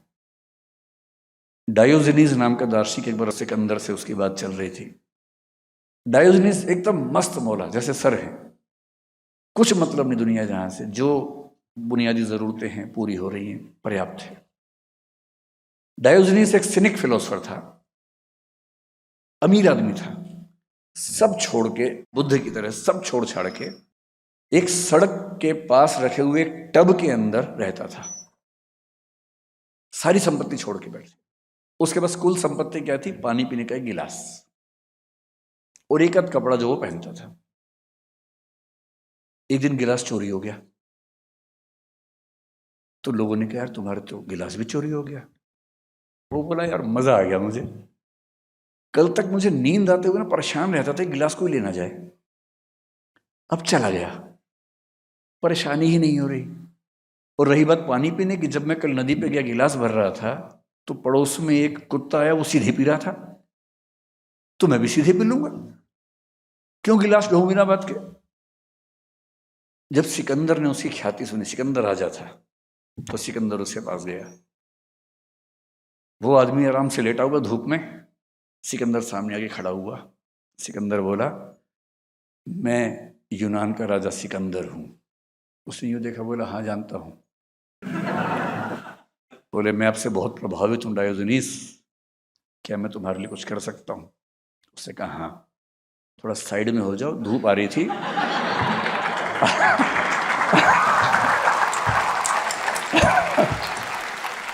आपने बिना बात के धूप रोक ली है, साइड में हो जाइए, और धूप अच्छी तो आप भी लेट जाइए साथ में, क्या दिक्कत है? तो सिकंदर बोला कि डायोजनीस मैं आपसे बहुत प्रभावित हूं, मैं भविष्य में आप जैसा बनना चाहता हूं। उससे कि भविष्य में क्यों, आज ही बन जाओ, सब छोड़ के और लेट जाओ इसमें, ऐसा क्या करना है? उसने कहा नहीं, अभी मैं विश्व विजय अभियान पर जा रहा हूं, वापस आगे बढ़ूंगा। तो उसने कहा सिकंदर नोट कर लो, दुनिया को जीतने की इच्छा रखने वाला खुद को कभी नहीं जीत पाता है। अगर दुनिया को जीतने की इच्छा से मुक्त हो जाओ तो यहां आना। और कहते हैं कि उसी ने कहा था जिस दिन तुम मरोगे उस दिन समझोगे तुम जीवन भर निरर्थक चीजों में उलझे रहे थे। और कहने वाले कहते हैं कि जब सिकंदर मरा उसके दोनों हाथ खाली थे, उसने उठा के दिखाए, जब मरा सिकंदर तो दोनों हाथ खाली थे। कविता की पंक्ति है। यूं तो सिकंदर के हौसले आली थे, जब मरा सिकंदर तो दोनों हाथ खाली थे। और ये कहानी बन गई कि अंततः डायोजनीस की जीवन दृष्टि ज्यादा बेहतर होती है। भारतीय परंपरा थोड़ी अलग है। पश्चिम में कार्ल मार्क्स मेरा प्रिय चिंतक लंबे समय तक रहा, अभी भी है, पर ये अजीब अहंकारी लोग हैं, समझ नहीं आता है। हीगल के दर्शन से उसने बहुत सीखा, ये मैंने सर से सीखा कि हीगल से उसने क्या सीखा। हीगल ने डायलेक्टिक आइडियलिज्म नाम से एक सिद्धांत दिया, मार्क्स ने उसको डायलेक्टिक मेटेरियलिज्म कर दिया, और फिर कहा कि हीगल ठीक कह रहा था, बस वो सिर के बल खड़ा हुआ था, मैंने उसको सीधा कर दिया। अरे अपने गुरु के बारे में बात करने की तमीज है आपको भाई? आप दुनिया के बहुत महान चिंतक हैं, मान लिया, जिससे सीखा है उसके बारे में ऐसे बात करेंगे? और उसी मार्क्स से आगे चल के सीखा जॉर्ज लुकास ने, जहां से नियो मार्क्सिज्म पैदा हुआ। और जॉर्ज लुकास क्या कह रहा है? मार्क्स ने सब कुछ ठीक बोला था, बस वो सिर के बल खड़ा था, मैंने उसको सीधा कर दिया। सारे सीधा ही करने में लगे हुए एक दूसरे को। अरे भाई, सीखा है तो विनम्र रहो। मैं भारतीय परंपरा का बड़ा सम्मान करता हूं इस मामले में। यहाँ गुरु का महत्व भगवान के बराबर होता है। ये जरूर है कि ऐसा गुरु होना हर किसी के बस की बात नहीं होती, लेकिन अगर कोई सच में गुरु है, और गुरु शब्द का मतलब क्या होता है? जो हल्का ना हो। गुरु मतलब जिसमें गुरुत्व हो, खींचने की क्षमता हो, भार वहन करने की क्षमता हो, जिसमें वजन हो। गुरु शब्द का शाब्दिक अर्थ ये होता है। अगर कोई सच में गुरु मिलता है, मैं सौभाग्यशाली हूं कि मुझे एक मिले हैं। सर से मैं मिला पिछले 30 साल में 3 बार हूं, और मेरा एनुअल रिचुअल है, टीचर्स डे पे एक लंबा मैसेज बना के सर को भेजता हूं हर बार, और लिखता हूं कि सब कुछ आपसे लिया है, तुक्के मेरे लग गए हैं, लेकिन सारा का सारा लिया मैंने आपसे है। तो उसी रिचुअल से मेरा एक वार्षिक कृतज्ञता ज्ञापन कम से कम होता रहता है, और मुझे तसल्ली मिलती है कि मैं अपनी जिम्मेदारी निभा पा रहा हूं। भारतीय परंपरा में कबीर दास ने, जो कबीर सर के प्रिय कवि भी हैं, मेरे प्रिय कवि भी हैं, जब बैच खत्म हुआ तब मुझे कबीर के एक दोहे का मतलब और गहराई से समझ में आया। मैं फिर कह रहा हूं कि हिंदी साहित्य के नोट्स मैंने बना लिए थे, पढ़े, मैं सफल हो गया, नौकरी मिल गई, बड़ी बात है, फिर भी छोटी बात है, इतनी बड़ी बात नहीं। मैंने भी कई बच्चों को नोट्स बनवाए, पढ़ाया, उनमें से लोगों ने नोट्स याद किया, IAS बन गए। एक अर्थ में बड़ी बात है, पर ये बहुत बड़ी बात नहीं है। ठीक है, हो गया, ऐसी क्या खास बात है। कबीर बहुत परेशान होने के बाद गुरु से बोलते हैं कि मुझे बस मंत्र दो भाई, जीवन कैसे जीना है। तब शायद उनके गुरु ने कुछ मंत्र दिया, और तब कबीर लिखते हैं, सतगुरु हमसु रीझ कर कहया एक प्रसंग, बरस्या बादर प्रेम का भीज गया सब अंग। सतगुरु ने हमसे खुश होकर एक ऐसी बात कही, ऐसा लगा कि प्रेम का बादल फट गया हो और सारे अंग भीग गए। तो यहां प्रेम को ज्ञान कर सकते हैं। सतगुरु हमसु रीझ कर कहया एक प्रसंग, बरस्या बादर ज्ञान का भीज गया सब अंग।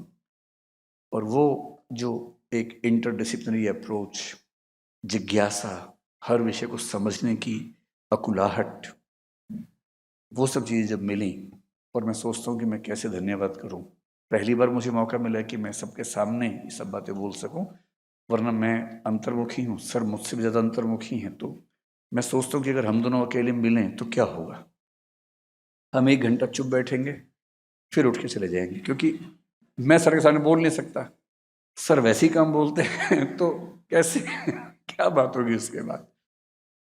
तो तुलनाओं में कहना हो तो अध्यापक की भूमिका एक तो होती है रत्नावली जैसी, तुलसीदास के साथ जो हुआ था। तुलसीदास बहुत महान कवि हैं, लेकिन शुरू से नहीं थे, पत्नी के प्रेम में अंधे थे। पत्नी के प्रेम में अंधा होना बुरी बात है कि अच्छी बात है, पता नहीं आज का जमाना क्या सोचेगा, लेकिन वहां ऐसा माना गया कि थोड़ा ज्यादा अंधापन हो गया था। इतने अंधे हो गए थे कि पत्नी एक दिन बोली कि मायके जा रही हूं, या भाई के जा रही हूं, मतलब भाई के घर जा रही हूं। अब इनकी बेचैनी का आलम ये कि मैं तो आज ही जाऊंगा, ससुराल चला जाऊंगा मिलने के लिए। रास्ते में नदी थी, उफनती हुई नदी, पुल टूट गया था बाढ़ से, कैसे जाएं। बेचैनी का आलम ये कि एक लाश तैर रही थी, उस पर चढ़ के पार करके पहुंच गए, लाश को नाव बना के पहुंच गए। फिर पहुंचे घर, बाहर से आवाजें दी, किसने खोला ही नहीं, आधी रात का समय था। ये पता था कि उनकी पत्नी सेकंड फ्लोर पे रहती है। एक रस्सी देखी, रस्सी चढ़ के पहुंचे सेकंड फ्लोर पे, नॉक किया, पत्नी ने दरवाजा खोला, चौंक गई कि ये यहाँ कैसे पहुंचे, सेकंड फ्लोर पे कैसे आ गए। बोले रस्सी थी, उस पर चढ़ के आ गया। रस्सी, बाहर जाकर देखा रस्सी नहीं, सांप था वो। आदमी जब अंधा होता है प्रेम वासना में तो सांप पे चढ़ के सोचिए कोई जा रहा है। तब पति ने ऐसी फटकार लगाई, बोले जितनी आसक्ति मेरी देह से है उसकी 1% भी राम से होती ना, तुम्हारा जीवन बेहतर हो गया होता। वहां से टर्निंग पॉइंट आता है, वो जाते हैं चित्रकूट और उस चित्रकूट में रहना शुरू करते हैं, वहां रह के साधना करते हैं। तब राम और हनुमान से उनकी कहते हैं कि एक स्वप्न में मुलाकात होती है, वहां से रामचरितमानस पैदा होती है, हनुमान चालीसा पैदा होती है। अब रत्नावली से बाद में कोई पूछे आपका क्या योगदान है, वो कहे कि मैंने तो खाली डांटा था एक बार, या सर कह रहे खाली पानी डाला था थोड़ा सा। और वो डांट कितनी क्रांतिकारी है, विद्योत्तमा न डांटती कालिदास को तो वो कभी कालिदास न बनता। एक मूर्ख किस्म का व्यक्ति बना रहता जीवन भर, विद्योत्तमा की डांट ने ही उसको कालिदास बनाया। और एक आखिरी उदाहरण जो मुझे सबसे प्रिय है, डॉक्टर अंबेडकर ने लिखा है। अंबेडकर ने जब 10वीं क्लास पास कर ली, वो अपने परिवार, संयुक्त परिवार, अपने पूरे मोहल्ले के पहले व्यक्ति थे जिसने 4थी क्लास पास की थी। 4थी क्लास पास हुई तो बड़ा मतलब माहौल बन गया कि किसी बच्चे ने 4थी क्लास पास की है, ऐसा परिवार था उनका। करते करते 10वीं क्लास पास कर ली। जब 10वीं क्लास पास कर ली तो उनके एक अध्यापक थे, डॉक्टर कृष्ण जी अर्जुन केलुस्कर कहते हैं उनको।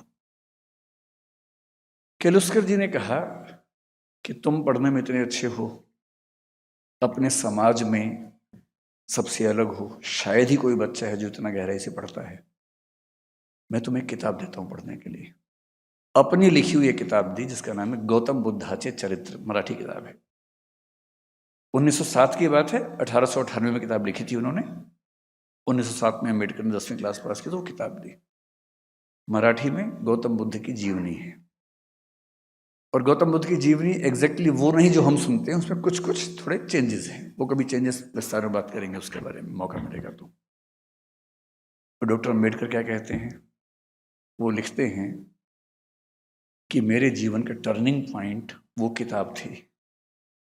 वो किताब मुझे ना मिलती तो मैं वो ना होता जो आज दुनिया मुझे जानती है। इसलिए एक महान अध्यापक वो होता है जो अपने विद्यार्थी के अंदर जिज्ञासा पैदा करे, अपने विद्यार्थी को अंतर्दृष्टि दे, अपने विद्यार्थी को एक बेहतर मनुष्य और बेहतर साधक बनने में प्रेरणा दे। इन्हीं शब्दों के साथ ये कहते हुए कि मैं कितना भी कह लूं उस एहसान के नज़दीक भी नहीं पहुंच पाऊंगा जो मुझ पे है। भाषा की अपनी सीमा होती है, उन सीमाओं के तहत जो कहना संभव था वो मैंने कहा। असाध्य वीणा कविता में अज्ञेय का प्रियंवत जब वीणा बजा देता है तो लोग उसको थैंक यू बोलते हैं कि आपने कमाल कर दिया, आज तक कोई नहीं बजा पाया, आपने वीणा बजा दी। तो वो ईमानदारी से कहता है पूरी सभा के सामने, श्रेय नहीं कुछ मेरा, मैं तो डूब गया था स्वयं शून्य में। वीणा के माध्यम से अपने को मैंने सब कुछ को सौंप दिया था। सुना आपने जो वह मेरा नहीं, न वीणा का था, वह तो सब कुछ की तथता थी। वह महाशून्य, वह महामौन, अनाप्त, अद्रवित, अप्रमेय, शब्दहीन जो सब में गाता है। और कविता की अंतिम पंक्ति है कि उठ गई सभा, सब अपने अपने काम लगे, युग पलट गया। मैं भी अंतिम पंक्ति यही कहूंगा, आज का भाषण भी जो आपने सुना है वो भी मेरा नहीं था, वो भी यहां से आया है। धन्यवाद।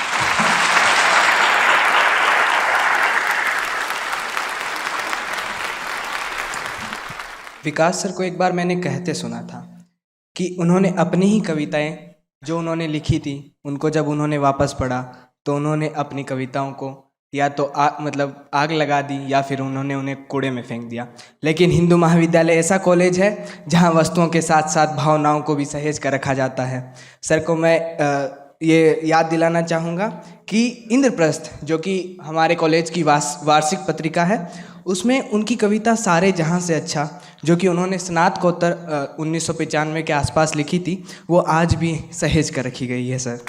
हिंदू कॉलेज के लिए आपका हमेशा उपलब्ध होने का आश्वासन इस कॉलेज के लिए आपके स्नेह को दर्शाता है। आपके इस स्नेह के लिए बहुत बहुत धन्यवाद सर। आज के हम जिस संवाद के लिए हिंदू कॉलेज के इस विशाल सभागार में एकत्रित हुए हैं, उसको प्रारंभ करने के लिए इस संवाद के मध्यस्थ डॉक्टर शंकर कुमार को मैं यह मंच सुपुर्द करती हूँ। मेरा आपसे निवेदन है कि गुरु शिष्य के बीच इस संवाद को सुचारू रूप से आगे बढ़ाएं। चलिए, इस संवाद को शुरू करते हुए मैं आपको बता दूं कि कुछ प्रश्न जो मैनेजमेंट कमेटी है इस सोसाइटी की, उन्होंने मुझे प्रदान किया है और संभवतः ये प्रश्न आपके ही प्रश्न हैं। तो समय को ध्यान में रखते हुए मैं एक या दो प्रश्न उनमें से चुनकर प्रोफेसर रामेश्वर राय और डॉक्टर विकास दिव्यकीर्ति के समक्ष रखूंगा, और उससे इतर अगर डिस्कशन के बीच में कुछ बातें आती हैं तो देखते हैं कि उसको कैसे आगे बढ़ा सकें, और उसके पश्चात आप भी एक दो प्रश्न पूछ सकते हैं। तो पहला प्रश्न प्रोफेसर रामेश्वर राय से है।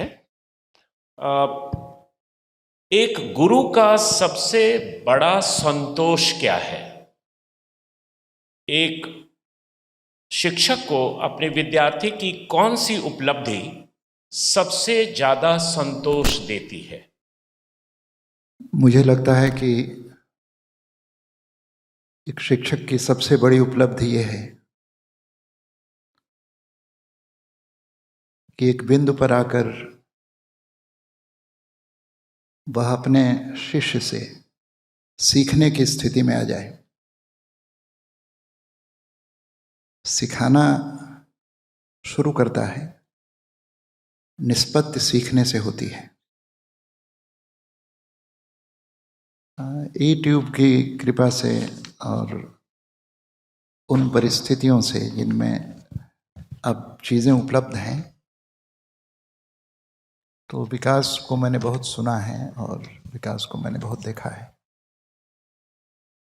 और सुनते और देखते हुए मुझे लगता है कि अगर मैंने अध्यापन कर्म चुना तो उस अध्यापन कर्म की जो चरम निष्पत्ति है कि अपने ही विद्यार्थी से सीखने और जानने की अनंत दिशाएं मेरे सामने हैं, तो शिक्षक की उपलब्धि ये है कि वह अपने शिष्य से सीखने की स्थिति में आ जाए।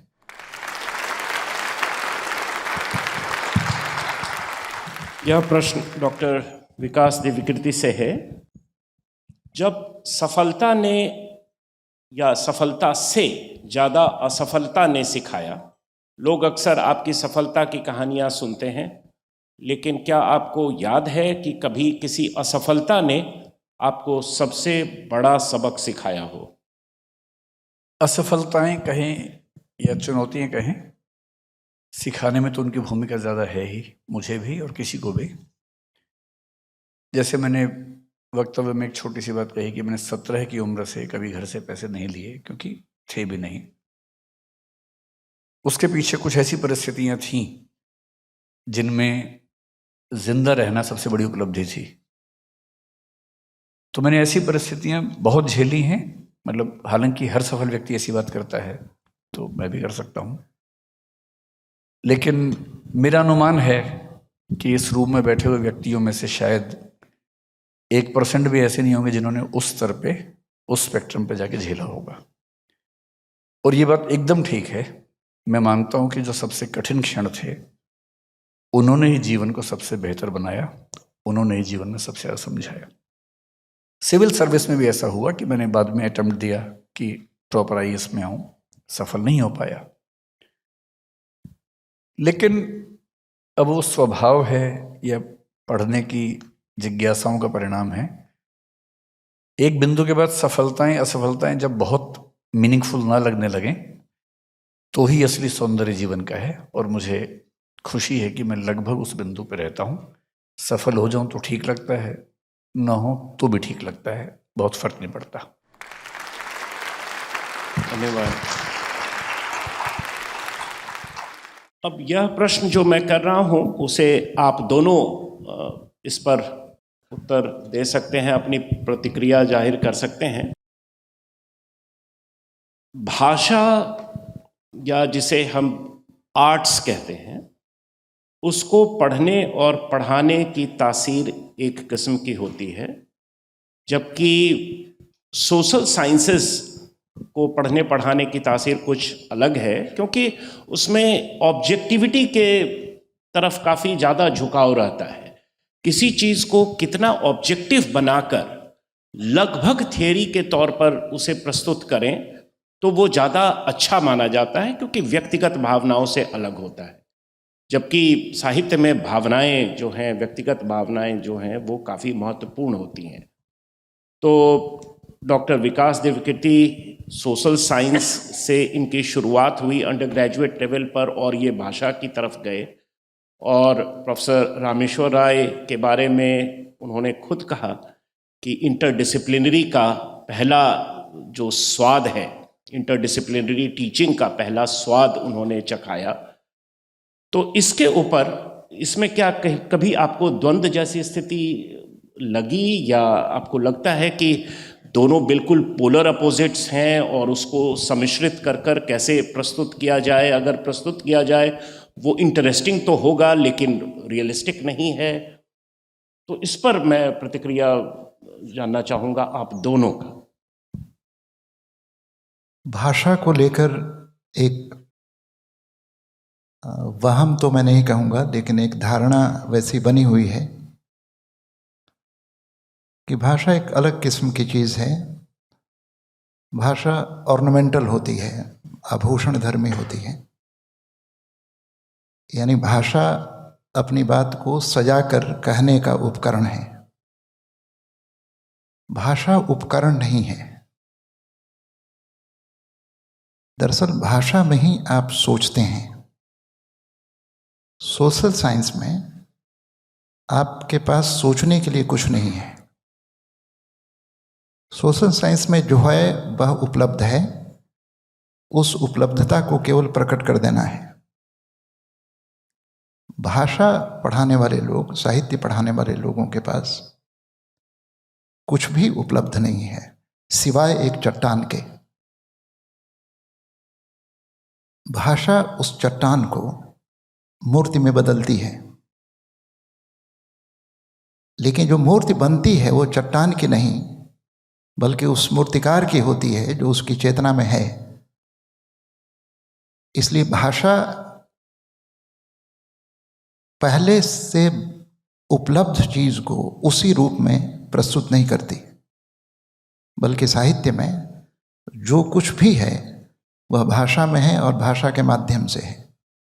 यानी भाषा मीडियम नहीं है, वो स्वयं ही वह सांस है जो आप कहना चाहते हैं।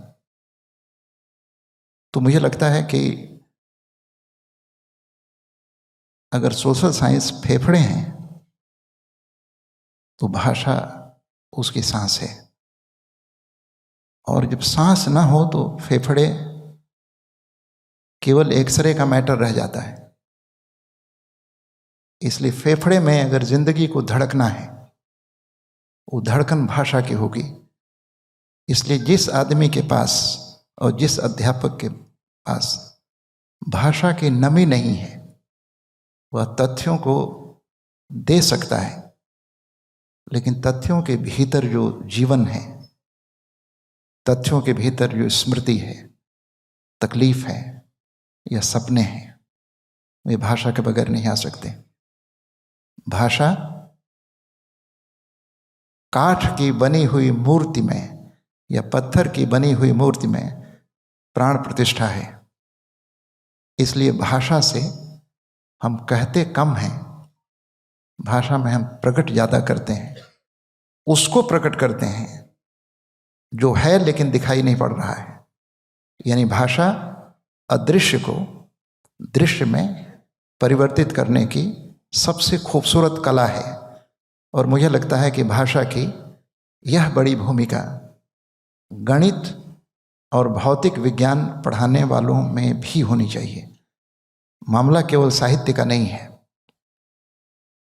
इसलिए भाषा में हम केवल बोलते नहीं हैं, भाषा में हम सोचते हैं, भाषा में हम जीते हैं, भाषा में हम रोते हैं और भाषा में हम सपने देखते हैं।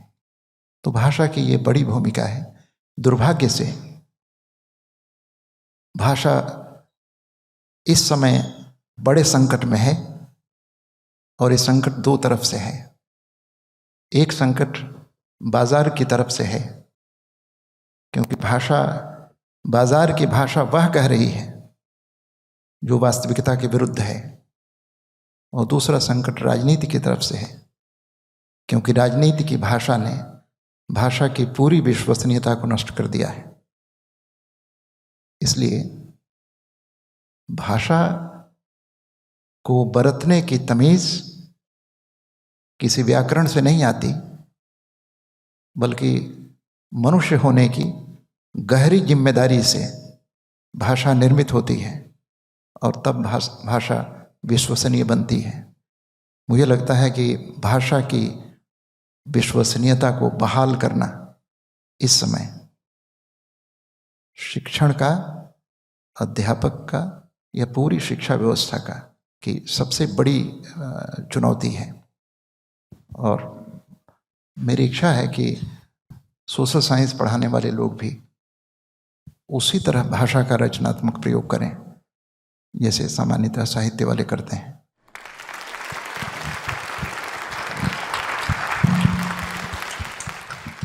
मेरे ख्याल से भी सोशल साइंसेस और भाषा को इतना बहुत अलग मान के चलने में दुविधा होती है। सोशल साइंस का जन्म वहाँ से हुआ जब हम सोसाइटी को बनाने वाली चीज़ों को साइंस के पैमाने पर पढ़ना चाहते थे। इसलिए सोशियोलॉजी को सबसे पहले सोशल फिजिक्स कहा गया। बहुत कोशिश की ऑगस्ट कॉम्ट ने, डर्कहाइम ने, कि हम समाज को फिजिक्स की तरह से पढ़ के फिजिक्स जैसे कानून बना के समझ सके। लेकिन फिर सोशल, ये 19th सेंचुरी का एक मदहोशी थी, पागलपन था कि सोशल साइंसेस के हर विषय में फिजिक्स और केमिस्ट्री जैसी ऑब्जेक्टिविटी की तलाश चल रही थी। 20th सेंचुरी आते आते ये समझ में आना शुरू हुआ सभी सामाजिक विज्ञानों को कि हम ह्यूमन बीइंग को ठीक वैसे नहीं समझ सकते जैसे किसी ऑब्जेक्ट को समझते हैं, और ह्यूमन बीइंग द्वारा बनाई गई सामाजिक संरचनाओं को उस ऑब्जेक्टिव तरीके से कैसे समझें जैसे रसायन के यौगिकों को समझते हैं। इसलिए हर विषय में एक बात आई कि हमें ऑब्जेक्टिव होना है पर सब्जेक्टिविटी का सम्मान करते हुए होना है। जैसे मैक्स वेबर ने समाजशास्त्र में पहली बार कहा कि हम इंटरप्रिटेटिव अंडरस्टैंडिंग की बात करेंगे, केवल ऑब्जेक्टिव अंडरस्टैंडिंग की बात नहीं करेंगे। ये ट्रेंड बन गया। आज भी कुछ कुछ वैसा ट्रेंड है। पोस्ट मॉडर्निज्म में हमने पढ़ा कि जितने बड़े बड़े आख्यान हैं, मेटा नैरेटिव्स हैं, वो सब मीनिंगलेस हो चुके हैं। ऑब्जेक्टिविटी का जो क्रेज 19th सेंचुरी में था, अब वैसा क्रेज नहीं बचा है साइंस को छोड़ के। जहाँ तक भाषा की बात है, भाषा बनती है समाज में, न कि लेबोरेटरी में। समाज अपने संचित अनुभवों से, बातचीत से भाषा के नियम गढ़ता है। इसलिए किसी भी भाषा के नियम एग्जैक्टली ऑब्जेक्टिव हो नहीं पाते, जैसा कि हम किसी साइंस में देखते हैं। लेकिन साहित्य लिखना, भाषा में बोलना एक बात है, बोले हुए या लिखे हुए का अध्ययन करना, रिसर्च करना दूसरी बात है। प्रेमचंद होने के लिए, वाल्मीकि होने के लिए, कालिदास होने के लिए आपको बहुत भावुक और बहुत संवेदनशील होना लाजमी है, ज़रूरी है। उसके बिना काम ही नहीं चलेगा। अगर किसी गरीब, वंचित, पीड़ित व्यक्ति को देख के आपकी आंख से आंसू ना निकलें, खून के आंसू ना निकलें, तो आप उस पर कहानी, उपन्यास, कविता कैसे लिखेंगे?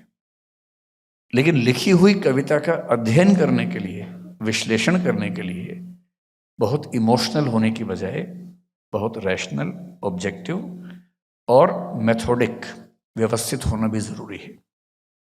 तो मेरा मानना यह है कि भाषा के विद्यार्थी को ऑब्जेक्टिव भी होना चाहिए, साहित्य के विद्यार्थी को ऑब्जेक्टिव भी होना चाहिए, क्योंकि साहित्य के विद्यार्थियों की ये कुख्याति आजकल सुनने को मिलती है कि वो भावनाओं में बहते हैं लेकिन तथ्यों की बात, ऑब्जेक्टिविटी की बात करने से बचते हैं। और ये दुनिया जिन उसूलों पे चलती है, इस दुनिया में जिंदा रहने के लिए जिन उसूलों पे चलना पड़ता है, उसमें ऑब्जेक्टिविटी की भूमिका भी बड़े पैमाने पर है।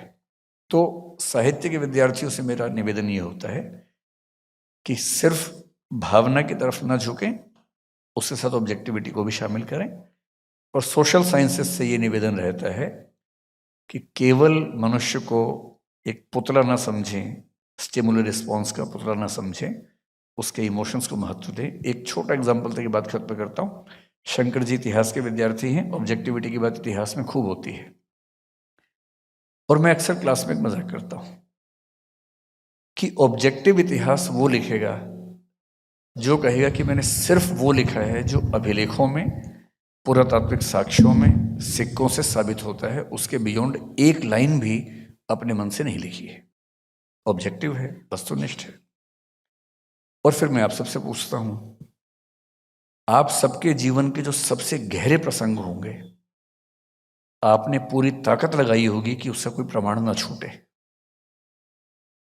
कम से कम 2-4 लोगों को देख के दिल आपका आ गया होगा, मोहब्बत हुई होगी, कई चीजें हुई होंगी, और आपने पूरी ताकत लगाई कि एक भी प्रमाण ना छूटे। पहले के लोग प्रेम पत्र जलाया करते थे, आप मैसेज डिलीट करते हैं, आप फोन फॉर्मेट कर लेते हैं।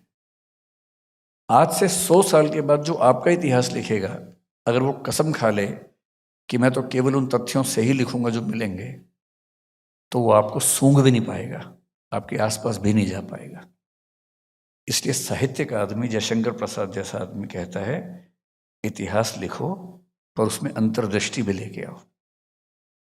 कालिदास अगर विरह का महाकाव्य लिख सकता है और इतिहास में जिक्र नहीं मिलता कि उसको विरह हुआ था, तो इतिहास गलत है।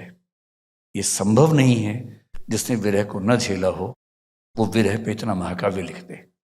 ये अंतर्दृष्टि भी जरूरी है, जिसे ऑब्जेक्टिविटी में बांधकर हम सीमित नहीं कर सकते। Thank you. अंतर्दृष्टि की बहुत ज़रूरत है सोशल साइंसेस में। और यह प्रश्न मैं प्रोफेसर रामेश्वर राय से पूछ रहा हूँ। आपने अपने भाषण में कहा कि एक गुरु या एक शिक्षक भरोसे के खंडहर में आखिरी ईंट के समान है। क्या आशय आपका था? वर्तमान शिक्षा व्यवस्था को के प्रति जो गिरता हुआ सम्मान है, उस आशय से आप बोल रहे थे या कुछ विस्तृत संदर्भ है? ये प्रश्न तो छोटा है लेकिन उत्तर थोड़ा सा बड़ा है, क्योंकि शिक्षा व्यवस्था का जिक्र आपने किया। हम लोग एक बहुत चलताऊ किस्म की बात करते हैं कि हम जिस शिक्षा व्यवस्था में हैं वो मैकॉले की है, कॉलोनियल शिक्षा व्यवस्था है। नहीं, मेरा केंद्र वो नहीं है बातचीत का। मुझे लगता है कि पूरी मानव सभ्यता को देखें और उसका इतिहास देखें तो शिक्षा के 2 इलाके, शिक्षा के 2 किनारे रहे होंगे। एक शिक्षा वह जो चेतना को संबोधित करती है, दूसरी शिक्षा वह जो पदार्थ को संबोधित करती है। मैटर को संबोधित करने वाली शिक्षा व्यवस्था मनुष्य को बाहर की तरफ ले जाएगी। बाहर जहाँ विज्ञान है, बाहर जहाँ तकनीक है, बाहर जहाँ नगरीकरण है, बाहर जहाँ औद्योगिक क्रांति है, बाहर जहाँ अनंत और असंभव सुविधाएं हैं, वह शिक्षा व्यवस्था यह मानती नहीं कि मनुष्य का एक अंतर जगत भी है। यानी मैटर को संबोधित करने वाली शिक्षा व्यवस्था मूलतः पदार्थ धर्मी, बाहरी और इसलिए मनुष्य की चेतना को रूपांतरित करने में पूरी तरह अक्षम है। मैं कई बार सोचता हूँ कि आधुनिक शिक्षा व्यवस्था से पूर्व जो दुनिया थी वो कैसी थी, और पदार्थ को संबोधित करने वाली शिक्षा व्यवस्था कैसी हुई। इसलिए यूरोपियन रेनेसा के बाद मोटे तौर पर पूरी शिक्षा व्यवस्था विज्ञान केंद्रित हो गई और मनुष्य का आत्म छूट गया। इस आधुनिक शिक्षा व्यवस्था में विश्व युद्ध हुए 2। इस आधुनिक शिक्षा व्यवस्था के समानांतर उसके कारण आज पर्यावरण की स्थिति है, दुनिया में बड़े युद्ध हैं, हिंसा है, मनुष्य अकेला है, तन्हा है, अर्थहीन है। इसलिए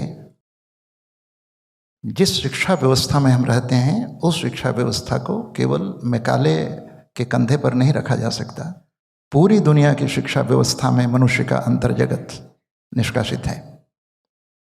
मुझे लगता है कि एक शिक्षक का काम यह भरोसा दिलाना है कि जो बाहर है वो अंतिम नहीं है, और जो बाहर है अर्थ वहाँ नहीं है, क्योंकि बाहर के लिए जो शब्द प्रयोग होता है वो है सफलता। शिक्षक भरोसा दिलाता है कि सफलता ही जीवन का अंतिम लक्ष्य नहीं है, सबसे महत्वपूर्ण है सार्थकता, जिसको मैं ईंट कहता हूँ।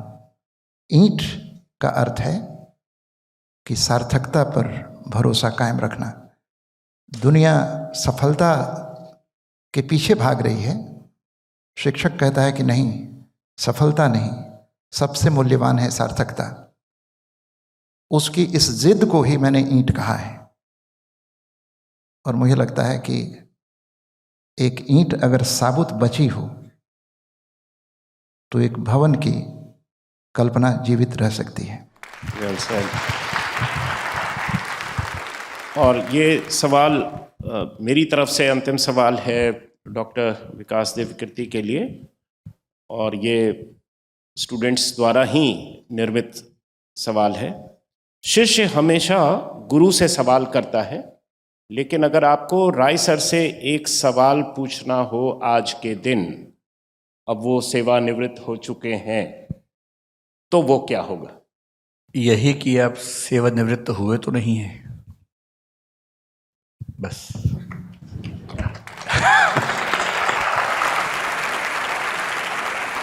सेवा से निवृत्त होना और कार्य से निवृत्त होना दो अलग अलग बातें हैं। और मैं 2 वजहों से कहूंगा कि सर कभी कार्य से निवृत्त ना हो। 2 वजहों से। एक तो इसलिए कि सर ब्रह्म राक्षस ना बने, ये मैं खुद से भी कहता हूं, सबसे कहता हूं। हिंदी साहित्य में ब्रह्म राक्षस एक कविता है, एक प्रतीक है। इसका मतलब ये होता है कि जितना ज्ञान जीवन भर में हमने अर्जित किया, अगर वो दे के नहीं गए तो प्रेत योनि में भटकना पड़ता है। इसलिए हर ज्ञानी व्यक्ति की जिम्मेदारी है कि जितना सीखा है यहीं छोड़ के जाना है। अब सर ने सीखा ज्यादा है तो खतरा भी ज्यादा है और जिम्मेदारी भी ज्यादा है। तो एक तो इसलिए कि ये तसल्ली का भाव होना बहुत ज़रूरी है कि जो हमने सीखा हमने समाज को लौटा दिया। दूसरा, इसमें एक स्वार्थ भी होता है। मैं कल परसों घर में था तो टीवी पर अचानक एक फिल्म आ रही थी, मुन्ना भाई MBBS। उसका एक दृश्य था। दृश्य ये था कि एक बूढ़ा व्यक्ति हॉस्पिटल में एडमिटेड वार्ड में है, जिसका बेटा उसी अस्पताल में डॉक्टर है। वो बहुत कोशिश कर रहा है पर उसके पिताजी किसी भी तरह से ना खा रहे हैं, ना पी रहे हैं, ना जूस पी रहे हैं, ना दवाई खा रहे हैं, और उसने हार मान ली है। इतने में मुन्ना भाई का आगमन होता है।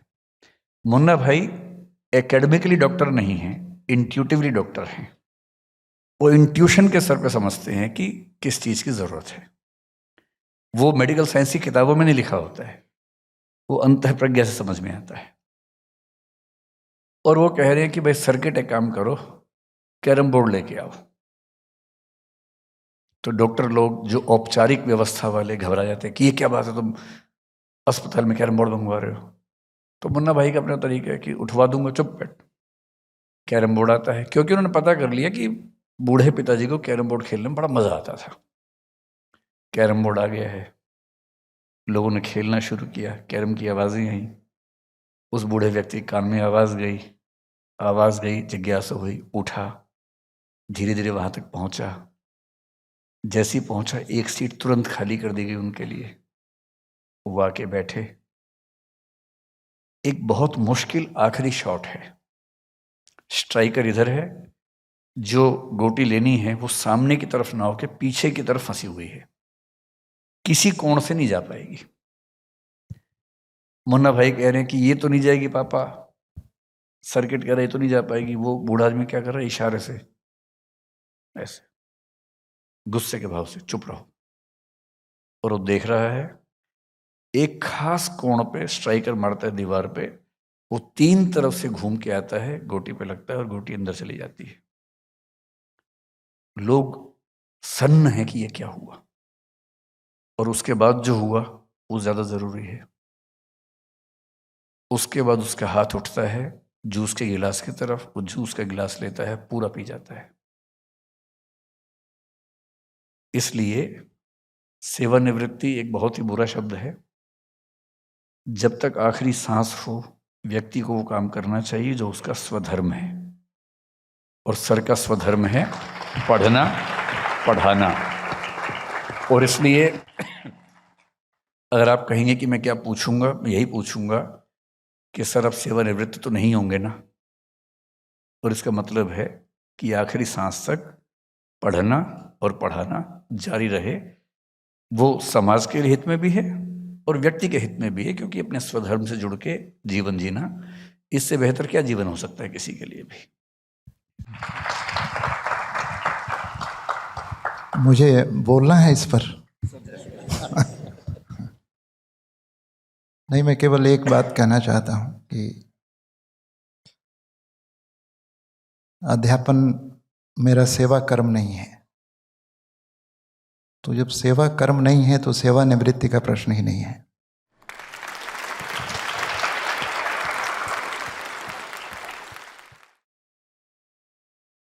दूसरा, विकास ने ब्रह्म राक्षस की याद दिला दी है। घबराहट हो रही है मुझे।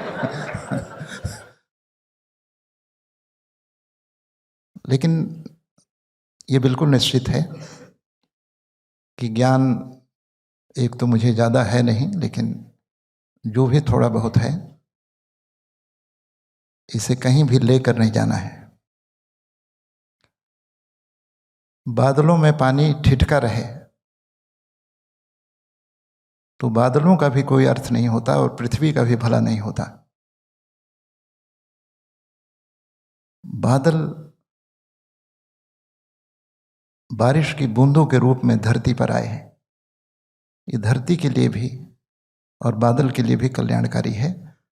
संकेत मेरा ख्याल है कि साफ है।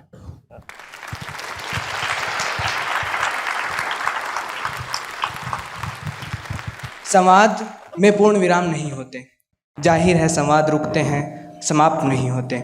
आज का यह संवाद शायद कुछ वक्त के लिए रुक रहा है, लेकिन हम आप सभी को यह आश्वस्त करना चाहते हैं कि इस संवाद की परंपरा समाप्त नहीं होगी। गुरुदेव रामेश्वर राय एवं उनके यशस्वी शिष्य डॉक्टर विकास दिव्य कीर्ति के बोलने के बाद मेरे बोलने के लिए कुछ शेष नहीं रह जाता। महज मैं यह कहना चाहता हूँ कि आमंत्रण स्वीकार करने एवं आज के इस कार्यक्रम को अपना वक्त देने के लिए मैं डॉक्टर रामेश्वर राय एवं डॉक्टर विकास दिव्य कीर्ति का अपने हृदय तल से धन्यवाद करता हूँ।